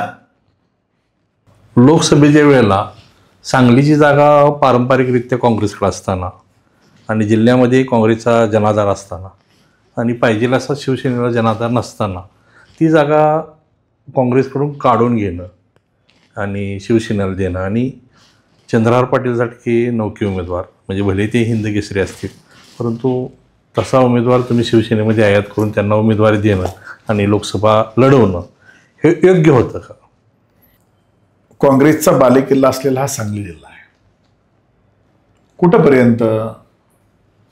जोपर्यंत प्रतीक पाटील खासदार होते तिथपर्यंत. बरोबर. प्रतीक पाटलांच्या नंतर त्यांचा पराभव झाला, दुसऱ्यांदा विशाल पाटलांचा पराभव झाला. त्यामुळे काँग्रेसचा जनाधार हा सांगली जिल्ह्यातला कमी झाला. 2 वेळेला आपला खासदार पडला होता. दुसरी गोष्ट, कोल्हापूरमध्ये शिवसेनेचा खासदार होता, हातकणंगलेला शिवसेनेचा खासदार होता. काँग्रेसनं त्या जागेवर दावा केला. कोल्हापूरमध्ये काँग्रेस काहीच नाही ना. काँग्रेसला ती जागा सोडली. त्या बदल्यामध्ये पश्चिम महाराष्ट्रामध्ये शिवसेनेला जागा असावी म्हणून 2 वेळा पडलेली जागा ही त्या ठिकाणी शिवसेनेनं मागून घेतली. मित्रपक्ष, महायुती, महाआघाडी म्हटलं की जिथं जो मित्र कमजोर आहे त्याला मदतीचा हात देणं आणि त्याला ओढून घेऊन साथ देणं हे मित्रपक्षाचं काम आहे. तुम्ही काय केलं, जयंतराव पाटील आणि विशाल पाटील म्हणजे वसंतदादा घराण्याने राजाराम बापू घराण्याचा वाद पुढे आणला आणि तुम्ही उठवलं की चंद्रहारला जयंत पाटलांनी उठवून उभा केला आणि जयंत पाटलांनी वसंतदादा घराणं संपवायची सुपारी घेतली. हे वातावरण सगळ्या जिल्ह्यात केलं. त्यात तथ्य नव्हतं अजिबात नाही.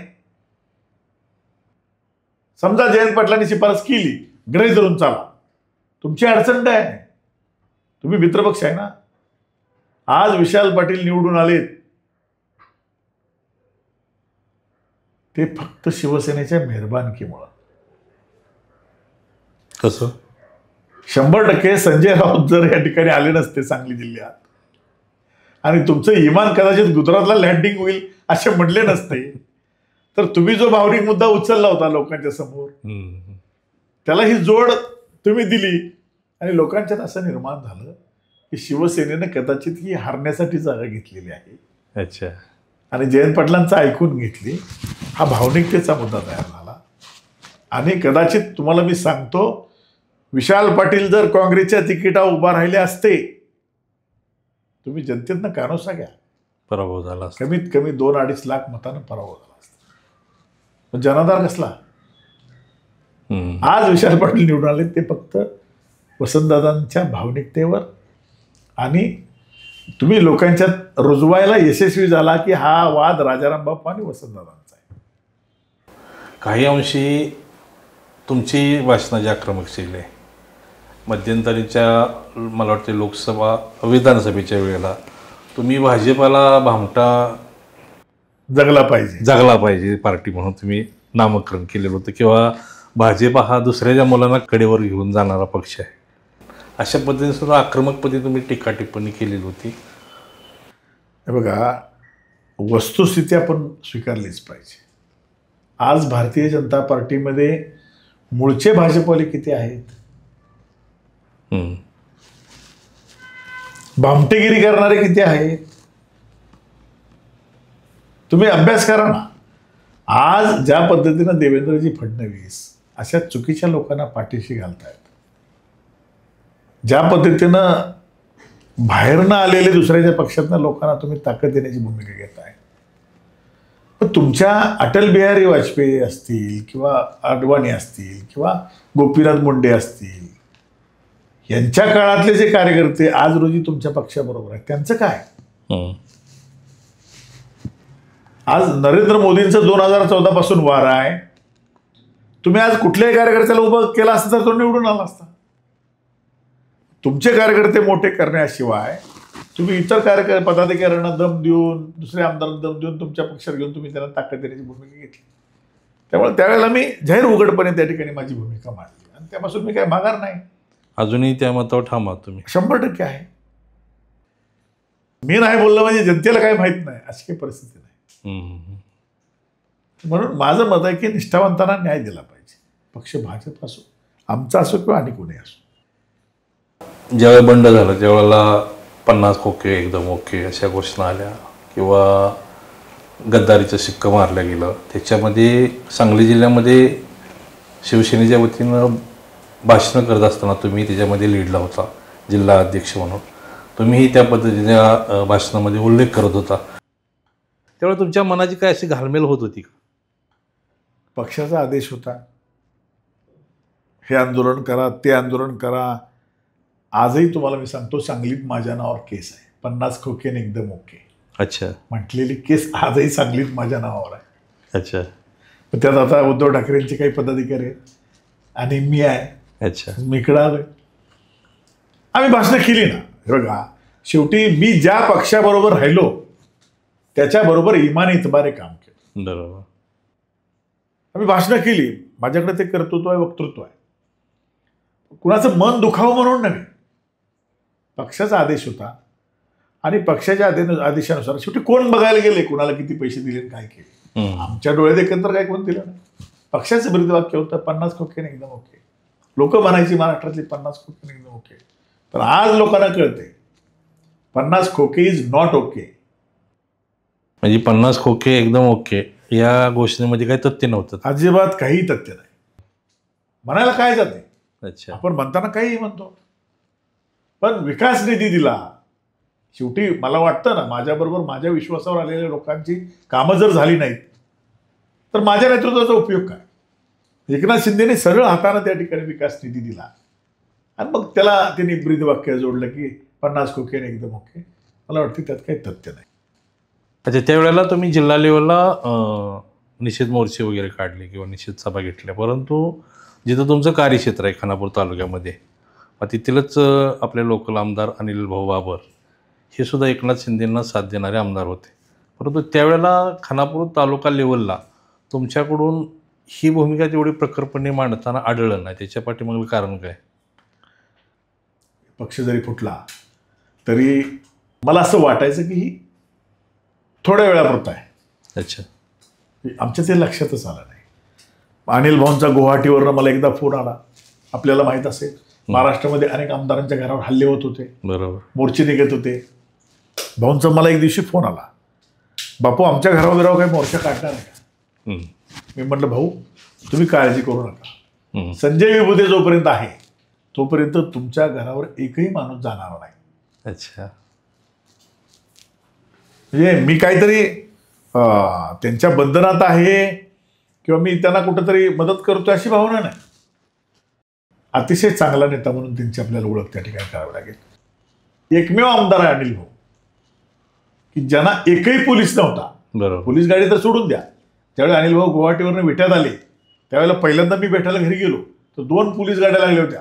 पोलिसांनी माझी गाडी बघून अडवली.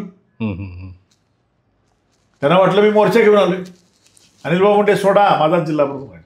अच्छा. आणि पोलिसांना सांगितलं हा जिल्हा प्रमुख सक्षम आहे त्यामुळे मला कोणाची भीती नाही. त्यामुळे एकमेव अनिल भाऊ आमदार आहेत की ज्यांना एकही बंदोबस्त नव्हता. त्याचं कारण असं होतं की त्यांची विचारधारा आम्हाला पटत होती. भाऊंचं विकास कार्य आम्हाला पटत होतं. शिंदे साहेबांनी म्हणजे एकनाथ शिंदे साहेबांनी जी त्यावेळेला बंड उभा केलं आणि ते यशस्वी करून दाखवलं, त्याचं तुम्ही समर्थनच करताय. म्हणजे मी आता एकनाथ शिंदे साहेबांच्या पक्षात आलोय म्हणून नव्हे. मी ज्या वेळेला उद्धव ठाकरेंच्या शिवसेनेचा जिल्हा प्रमुख होतो त्यावेळेला मी सांगलीमध्ये एक भाषण केलं होतं की एकनाथ शिंदे माणूस म्हणून ग्रेट आहे, नेता म्हणून ग्रेट आहे. बरोबर. ज्याला तळागाळातली जाण आहे आणि शेतकऱ्यांचा पोरगा आहे. सातारा जिल्ह्यातल्या 30 घरं असलेल्या दरेगावचा हा पोरगा आज मुंबईमध्ये जातो, रिक्षा चालवतो, नगरसेवक होतो आणि आज राज्याचा मुख्यमंत्री होतो. म्हणजे काहीतरी क्वालिटी त्या माणसाच्या अंगात आहे. त्यांना कळतंय ग्रामीण भागात कशा अडचणी असतात. बरोबर. आणि म्हणून त्यांनी केलेलं हे बंड हे स्वतःच्या स्वार्थासाठी केलं नाही. माझ्याबरोबर जे सहकारी वर्षानुवर्ष बाळासाहेबांच्याबरोबर काम करत होते त्यांना कुठंच न्याय मिळताना दिसत नाही, कार्यकर्त्यांना न्याय मिळताना दिसत नाही. आणि म्हणून केलेलं ते बंड होतं. म्हणून आज मला वाटतं की त्यांनी घेतलेला निर्णय हा योग्यच होता. अच्छा. म्हणजे आजही तुम्ही बारकाईने उद्धव ठाकरेंच्याकडे भाषणात तुम्ही ऐकत असाल, बघत असाल, माझ्याजवळ द्यायला काही नाही, माझ्याजवळ द्यायला काही नाही. बरोबर. पण जेव्हा होतं त्यावेळी तुम्ही दिलं नाही ना. 25 वर्ष मी त्या ठिकाणी शिवसेनेमध्ये घालवली. स्थानिक राजकारणी प्रस्थापित आहेत. शिक्षण संस्था, कारखाने, सूतगिरण्या, बँका, दूध संघ सगळे मोठे आहेत ना. आणि मग त्यांच्या विरोधामध्ये आपला एखादा तालुका प्रमुख, आपला एखादा जिल्हा प्रमुख लढतो कसा, तो त्याला लागणारा आर्थिक खर्च कुठनं आणतो, हे सगळं कसं उभा करतो, याची शून्य काळजी त्या ठिकाणी उद्धव साहेबांसारख्या नेतृत्वाने घेतली. आणि मग काय वेळेला संघर्ष करता करता माझ्यासारखा कार्यकर्ता आर्थिक अडचणीत आला, कर्जबाजारी झाला तर तो राजकारणापासून बाजूला जातो. आणि मग त्यावेळी त्याला म्हणायचं अरे तो बाद झालाय, आता दुसरा हुडका. अच्छा. तिच्या जागेवर चांगला द्या. पण आपल्या या वागणुकीमुळं असे चांगले कार्यकर्ते किती राजकारणातनं बाद झाले. आपणच त्यांना बाद केलं ना. शरद पवारांनी, काँग्रेसनी कारखाने दिले, सूतगिरण्या दिल्या, बँका दिल्या, शिक्षण संस्था दिल्या, त्यांच्या नेत्यांना मोठं केलं ना. बरोबर. कारण लोक शेवटी अपेक्षेने येतात. आज लक्षात घ्या, राजकारणामध्ये आमच्याकडे द्यायलाच काय नसेल तर लोक आमच्याकडे काय येणार. आजही ग्रामीण भागामध्ये शिवसेना थोडी कमी वाढते. त्याला कारण असं आहे की कॉन्ट्रॅक्टर लॉबी आणि संस्थानिक राजकारण हे आपल्या पश्चिम महाराष्ट्रात सगळ्यात मोठ्या प्रमाणात चालतं. शिवसेना हे 4 अक्षरामुळं मला व्यवसाय करता आला, त्या व्यवसायामध्ये वाढ मिळाली, मला इज्जत मिळाली आणि मला खऱ्या अर्थानं ऊर्जा ह्या 4 अक्षरामुळे मिळाली. आणि म्हणून पक्ष जरी मागच्या वेळी 2.5 वर्षात फुटला तरी मी आदरणीय उद्धवजींच्या सोबतच राहिलो. आज सुद्धा शिवसेनेमध्ये उद्धवजींच्या ज्या आमदारक्या दिल्या जातात किंवा जी मोठी महामंडळं दिली जातात सत्तेत असताना ती मुंबईमध्ये दिली जातात ना. ठाणे, मुंबई, त्याच्या पलीकडे काय बघितलं. ग्रामीण भागात कधी दिली जात नाही ना. आमच्यासारखा कार्यकर्ता ज्यावेळेस संघर्ष करतो त्यावेळी त्यांनी म्हणायला पाहिजे होतं हे प्रत्येक जिल्ह्यातला एक एक असा सक्षम जिल्हा प्रमुख शोधा की ज्याला आमदारकी तू आणि बाबा तू जिल्ह्यात संघटना वाढव. शेवटी तुमच्याजवळ लाभाचं पद असल्याशिवाय, अधिकाराचं पद असल्याशिवाय तुम्ही संघटना वाढवूच शकत नाही. कार्यकर्त्यांना त्यांची कामच करू शकत नाही. ही मात्र वस्तुस्थिती आहे. ठीक आहे, तुमच्याजवळ द्यायला काय नव्हतं तोपर्यंत ठीक आहे. पण तुम्ही मुख्यमंत्री झाल्यानंतर आम्हाला सांगायचे बदलीची काम आणू नका, मुंबईला तुम्ही येऊ नका, ग्रामीण भागात तुम्ही संघटना वाढवा. आणि आयुष्य गेलं ना आमचं संघटना वाढीसाठी. मुख्यमंत्र्यांना एवढ्या पॉवर्स आहेत कुणालाही कसंही उभा करू शकतात ना. बरोबर.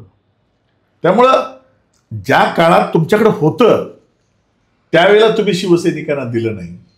आम्हाला सांगितलं सेना भवन ते मंत्रालय आम्ही ब्रिज तयार करू विकासाचा, तुमची कामं करू, जिल्हा प्रमुखांना पास मिळेल, गेल्या गेल्या मंत्रालयात सरळ जायचं कोणी विचारणार नाही. फक्त बोलण्यापुरतं होतं. असं काही घडलं नाही. असं काही घडलं नाही, असं कधी झालं नाही. आणि मग आम्ही नगरसेवक नाही, जिल्हा परिषद सदस्य नाही, आमदार नाही, मग आमच्या पत्रावर विकास कामं मिळणार नाही. आणि मग मिळणार कधी? आणि मग मी त्या दिवशी शेवटी निर्णय विचारांती घेतला की आता खरा विकास पुरुष म्हणजे मी एकनाथ शिंदेंच्या फार कमी काळात मागच्या वेळेला महापालिकेच्या निमित्तानं संपर्कात आलो, त्यांचं दातृत्व बघितलं, कर्तृत्व बघितलं, नेतृत्व बघितलं. आणि मग झालेल्या 2.5 वर्षात आपण घेतलेल्या निर्णयाचा पश्चाताप होऊन आम्ही त्या ठिकाणी निर्णय, सर्व कार्यकर्त्यांनी निर्णय घेतला आणि मी आदरणीय एकनाथ शिंदेंच्या शिवसेनेमध्ये प्रवेश केला. अच्छा. तुम्ही ज्यावेळेला शिंदे साहेबांच्या बरोबर जाण्याचा निर्णय घेतला त्यावेळेला सदाभाऊंनी किंवा वैभवदादांनी ॲक्च्युली तुमचा तो पक्षांतर्गत जरी विषय असला तरीसुद्धा तुम्ही त्यांना त्या तडफडीने किंवा प्रामाणिकपणे साथ दिली होती, म्हणून त्यांनी काय तुम्हाला थांबवण्याचा किंवा सबुरीने घेण्याचा असा काही सल्ला दिला नाही? मला सदाभाऊंनी बोलवून घेतलं होतं, वैभवदादांनी बोलवून घेतलं होतं. घरी बसलो आम्ही. त्यांनी सांगितलं, बापू तुम्ही गडबड करू नका, मिळून मिसळून आपण विरोधकाची भूमिका पार पाडू, मिळून मिसळून पुढं जाऊ. बरं, आज मी समजा त्यांच्या शब्दावर मी थांबलो असतो, ते थांबले का? नाही थांबले.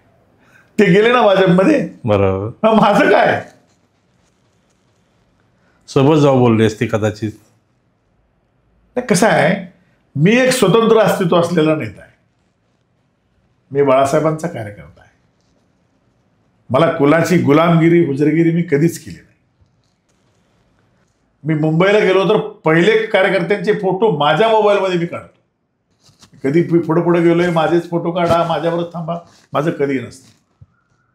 त्यामुळं आज ते भाजपमध्ये गेले असते आणि मी तिथंच राहिलो असतो. बरोबर.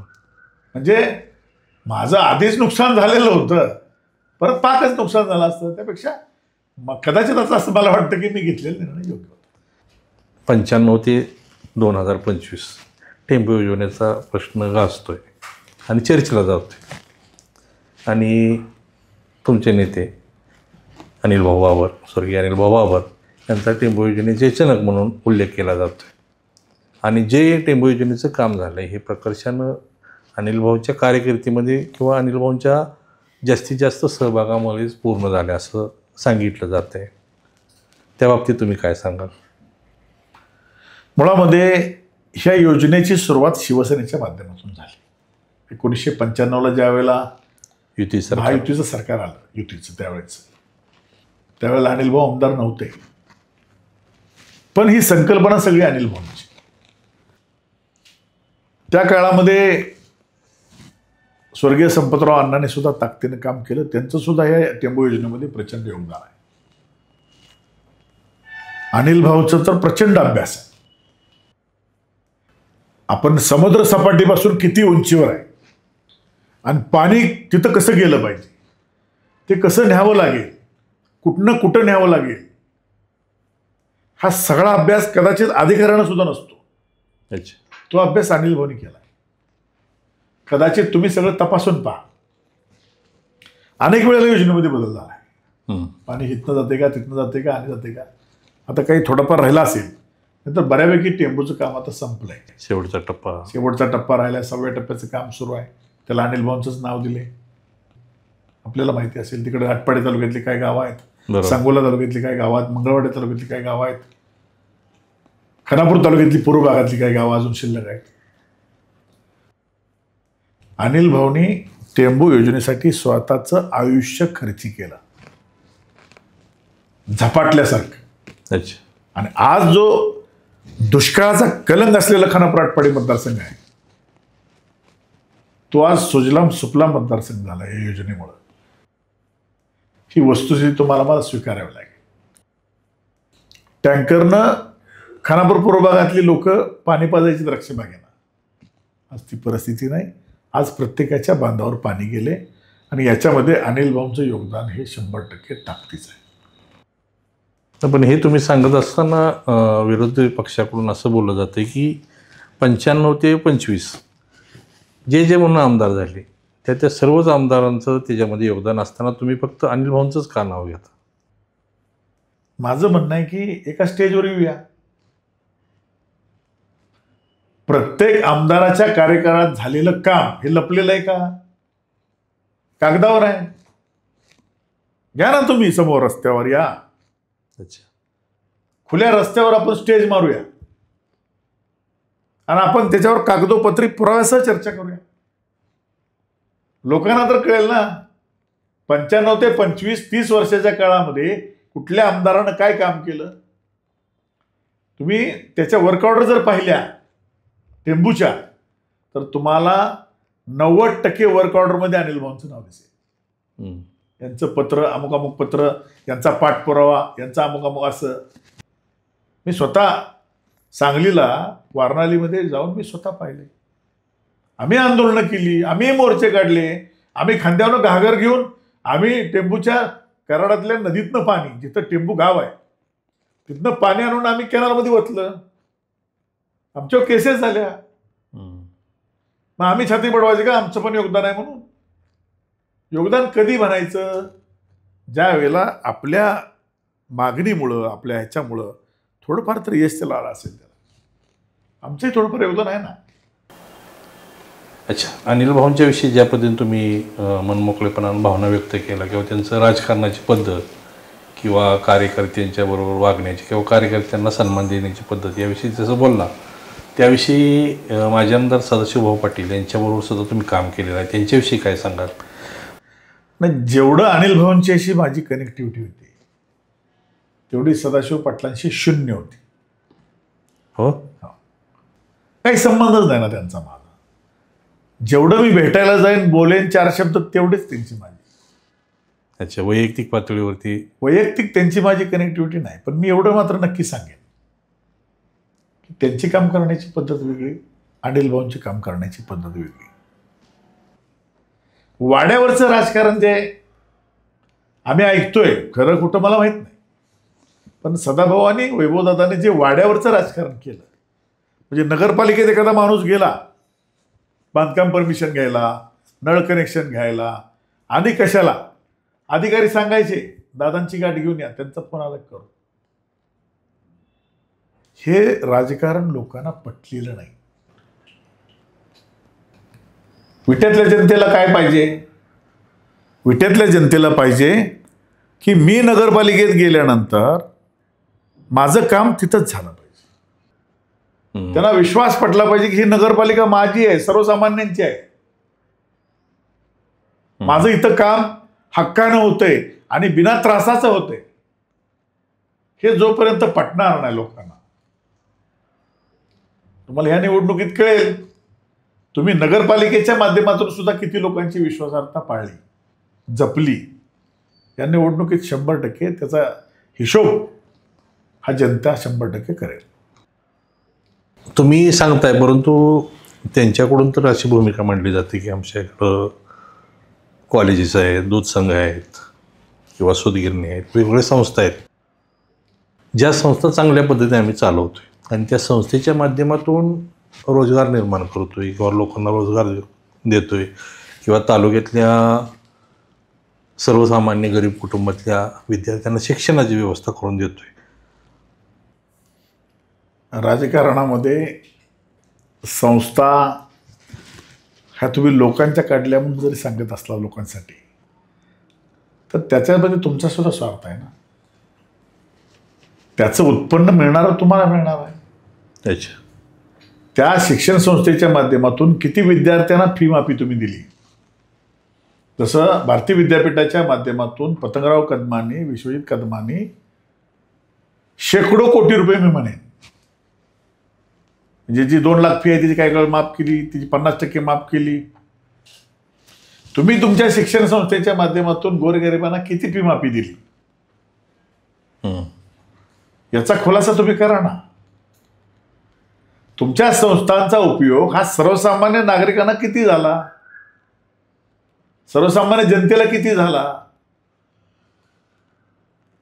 लोक कधी येतात तुमच्याकडं? ज्या वेळेला मला असं वाटतं की यांची संस्था या संस्थेनं मला मदत केली. परंतु आम्ही हे सर्व उद्योग व्यवसाय जे उभा केलेले आहेत ह्याच्यामध्ये जर व्यावसायिकता नाही जपली तर त्याच संस्थे उद्या संस्था मोडकळीत येऊ शकतात. आणि आम्ही व्यवसाय म्हणून जरी करत असलो तरी प्रत्यक्ष अप्रत्यक्ष त्याचा हा लोकांना फायदा होतोयच ना. काय फायदा झाला लोकांना कळला पाहिजे ना. तुमच्या व्यावसायिकतेचा लोकांना काय फायदा झाला हे लोकांना कळलं पाहिजे. तुम्ही व्यवसाय जपला पाहिजे, माझं दुमत नाही. 100% व्यवसाय संस्था ह्या जपल्याच पाहिजेत, त्याबद्दल त्यांना 100 मार्क दिली पाहिजे. संस्था चांगल्या आहेत, चालतायत चांगल्या, पण त्याचा सर्वसामान्य लोकांना काय लाभ झाला हे तुम्ही जनतेला पटवून जोपर्यंत देणार नाही तोपर्यंत जनता कशी म्हणेल की यांच्या संस्थेचा आम्हाला फायदा आहे म्हणून. अच्छा, विटेला जो आत्ता विकास निधी प्राप्त होतोय किंवा सुहासभाई आणि अमोलदादा हे विट्याच्या विकासाचं स्वप्न घेऊन जे जात आहेत ह्या एकाच मुद्द्यावरती तुम्ही शिवसेना नगरपालिका मारू शकता? मग काय पाहिजे लोकांना? लोकांना आज विट्यात नाट्यगृह नाही, महिलांच्यासाठी शौचालय नाही, चांगली बाजारपेठ व्यवस्थित उभा राहता आली नाही. सांगा ना, विकासाचं विजन काय? अच्छा, लोकांना विकास पाहिजे. लोकांना काही कोणीतरी आमच्या घरी किराणा माल आणून द्यावा अशी परिस्थिती लोकांची नाही. लोकांना सुरक्षित विटा, सदृढ विटा, विकसित विटा हा जो कोणी करेल तो फक्त सुहासबाई आणि एकनाथ शिंदेच करतील ही लोकांना खात्री आहे. नाही तरीसुद्धा 40 वर्षाच्या पिरियडमध्ये आम्ही सुद्धा विट्याचा नावलौकिक केलेला आहे. आम्ही विट्याचा एवढा विकास केलेला आहे की आज जिल्ह्यामध्ये ईश्वरपूर जर सोडलं तर 2 नंबरला आपला विटा पालिकेचा नंबर येतोय. किंवा स्वच्छता अभियानामध्ये विट्याचा देश लेवलला नंबर आला. मग आम्हीही विकास कामं करतोय, आम्हीही विट्याचा नावलौकिक वाढवतोय. ह्याच्यापेक्षा तुम्ही वेगळं काय करणार आहात? 35-40 वर्ष तुमच्या हातात सत्ता आहे. 2 टर्म सदाभाऊ आमदार होते. तुम्ही अजिबातच काय केलं नाही हे मी म्हणत नाही. ज्याने केलं तर ते केलंच. इस्लामपूर पाठोपाठ ईश्वरपूर पाठोपाठ विट्याची नगरपालिका म्हणते ते खरं आहे. पण ज्या पद्धतीनं तुम्ही ते डेव्हलप करायला पाहिजे होतं, आज नाट्यगृह नाही. तुम्ही किती वर्ष ठेवणार लोकांना त्यापासून वंचित? तुम्ही नाट्यगृह करू शकला नाही. ज्येष्ठ नागरिकांना विरंगुळा केंद्र नाही का तुम्ही करू शकला नाही? सुहासभाईंना आज 75 लाख रुपये मंजूर करून आणले. आज तुम्ही प्रशासकीय इमारत बांधली, त्याला पार्किंग नाही, रस्त्यावर सगळ्या गाड्या लागत आहेत. पूर्ण विट्यामध्ये कुठं आहे पार्किंग व्यवस्था? विट्याला क्रीडांगण नाही. आज मुलांना सांगलीला खेळायला जायला लागते, सातारला जावं लागते. कुठं आहे विट्यात क्रीडांगण? तरुणांसाठी तुमच्याकडं ध्येय धोरणं नाहीत.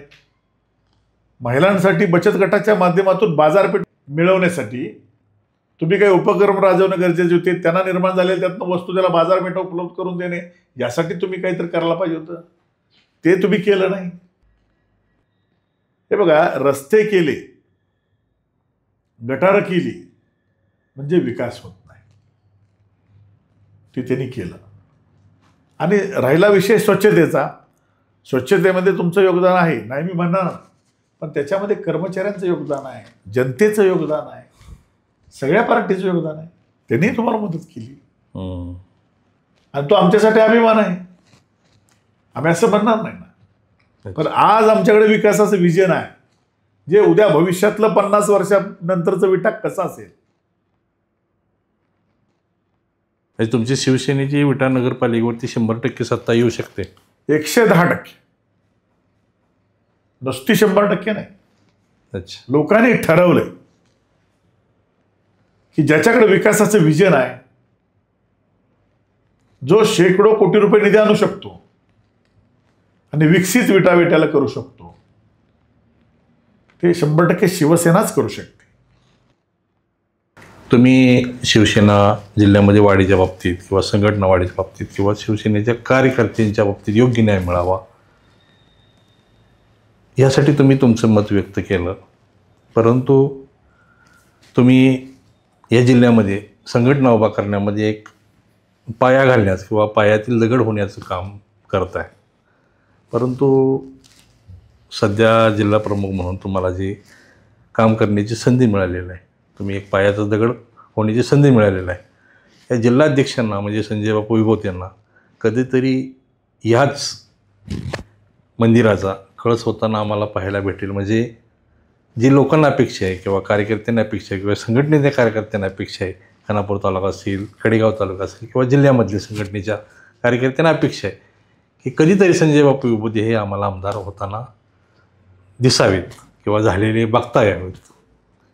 ही त्यांची अपेक्षा पूर्ण होईल. 100% होईल. एकनाथ शिंदेसाहेबांच्या शिवसेनेमध्ये मी आत्ता 7 महिन्यापूर्वी प्रवेश केला आहे. त्यांनी मला संघटनेत काम करण्याची संधी दिली. आहेत ना, माझी स्वप्न आहेत की आपण आमदार झालं पाहिजे. पक्षाच्या नेत्यांनी माझ्या कामाचं मूल्यमापन केलं पाहिजे. 100% आहे. तो विश्वास मी एकनाथ शिंदेच्या मनामध्ये येणाऱ्या काळामध्ये निर्माण करेन. त्याला काही लढूनच आमदार व्हावं काय नाही ना. बरोबर. मी जर माझ्या कामाची ताकद इथं दाखवली आणि संघटना वाढवून दाखवली तर आदरणीय एकनाथजी शिंदेसाहेब माझा 100% विचार करतील. मी आमदार होण्यासाठीच जन्माला आलोय असं म्हटलं तर वावगं होणार नाही. अरे वा, क्या फक्त बात. मी योग्य वेळेची वाट पाहतोय आणि मला खात्री आहे की माझ्या जर इथं लिहिलं असेल तर ते कुणीही थांबवू शकत नाही. तो न्याय माझा नसेल, तो सन्मान माझा नसेल, या सांगली जिल्ह्यातला सर्वसामान्य शिवसैनिकांचा असेल, पदाधिकाऱ्यांचा असेल आणि त्यांच्या असलेल्या अपेक्षा पूर्ण करण्याच्या दृष्टिकोनातून मी माझ्या पदाचा उपयोग संपूर्ण जिल्ह्यातल्या शिवसैनिकांना न्याय देण्यासाठी करेन, संघटना वाढीसाठी करेन, एवढं मात्र नक्की. क्या बात.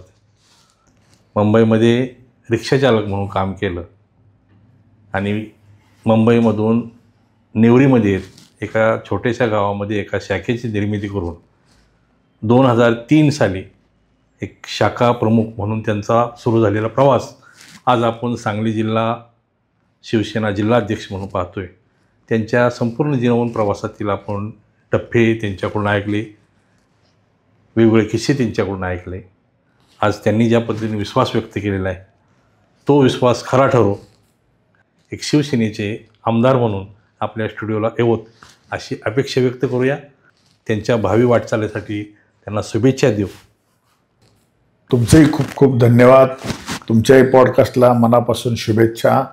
हे पॉडकास्टमध्ये चांगले चांगले आमदार, खासदार, मंत्री या ठिकाणी येवो आणि तुमच्या माध्यमातून सर्वसामान्य जनतेपर्यंत आपली भूमिका मांडो आणि भविष्यामध्ये आपलं पॉडकास्ट अधिकाधिक उत्तर प्रगती करो.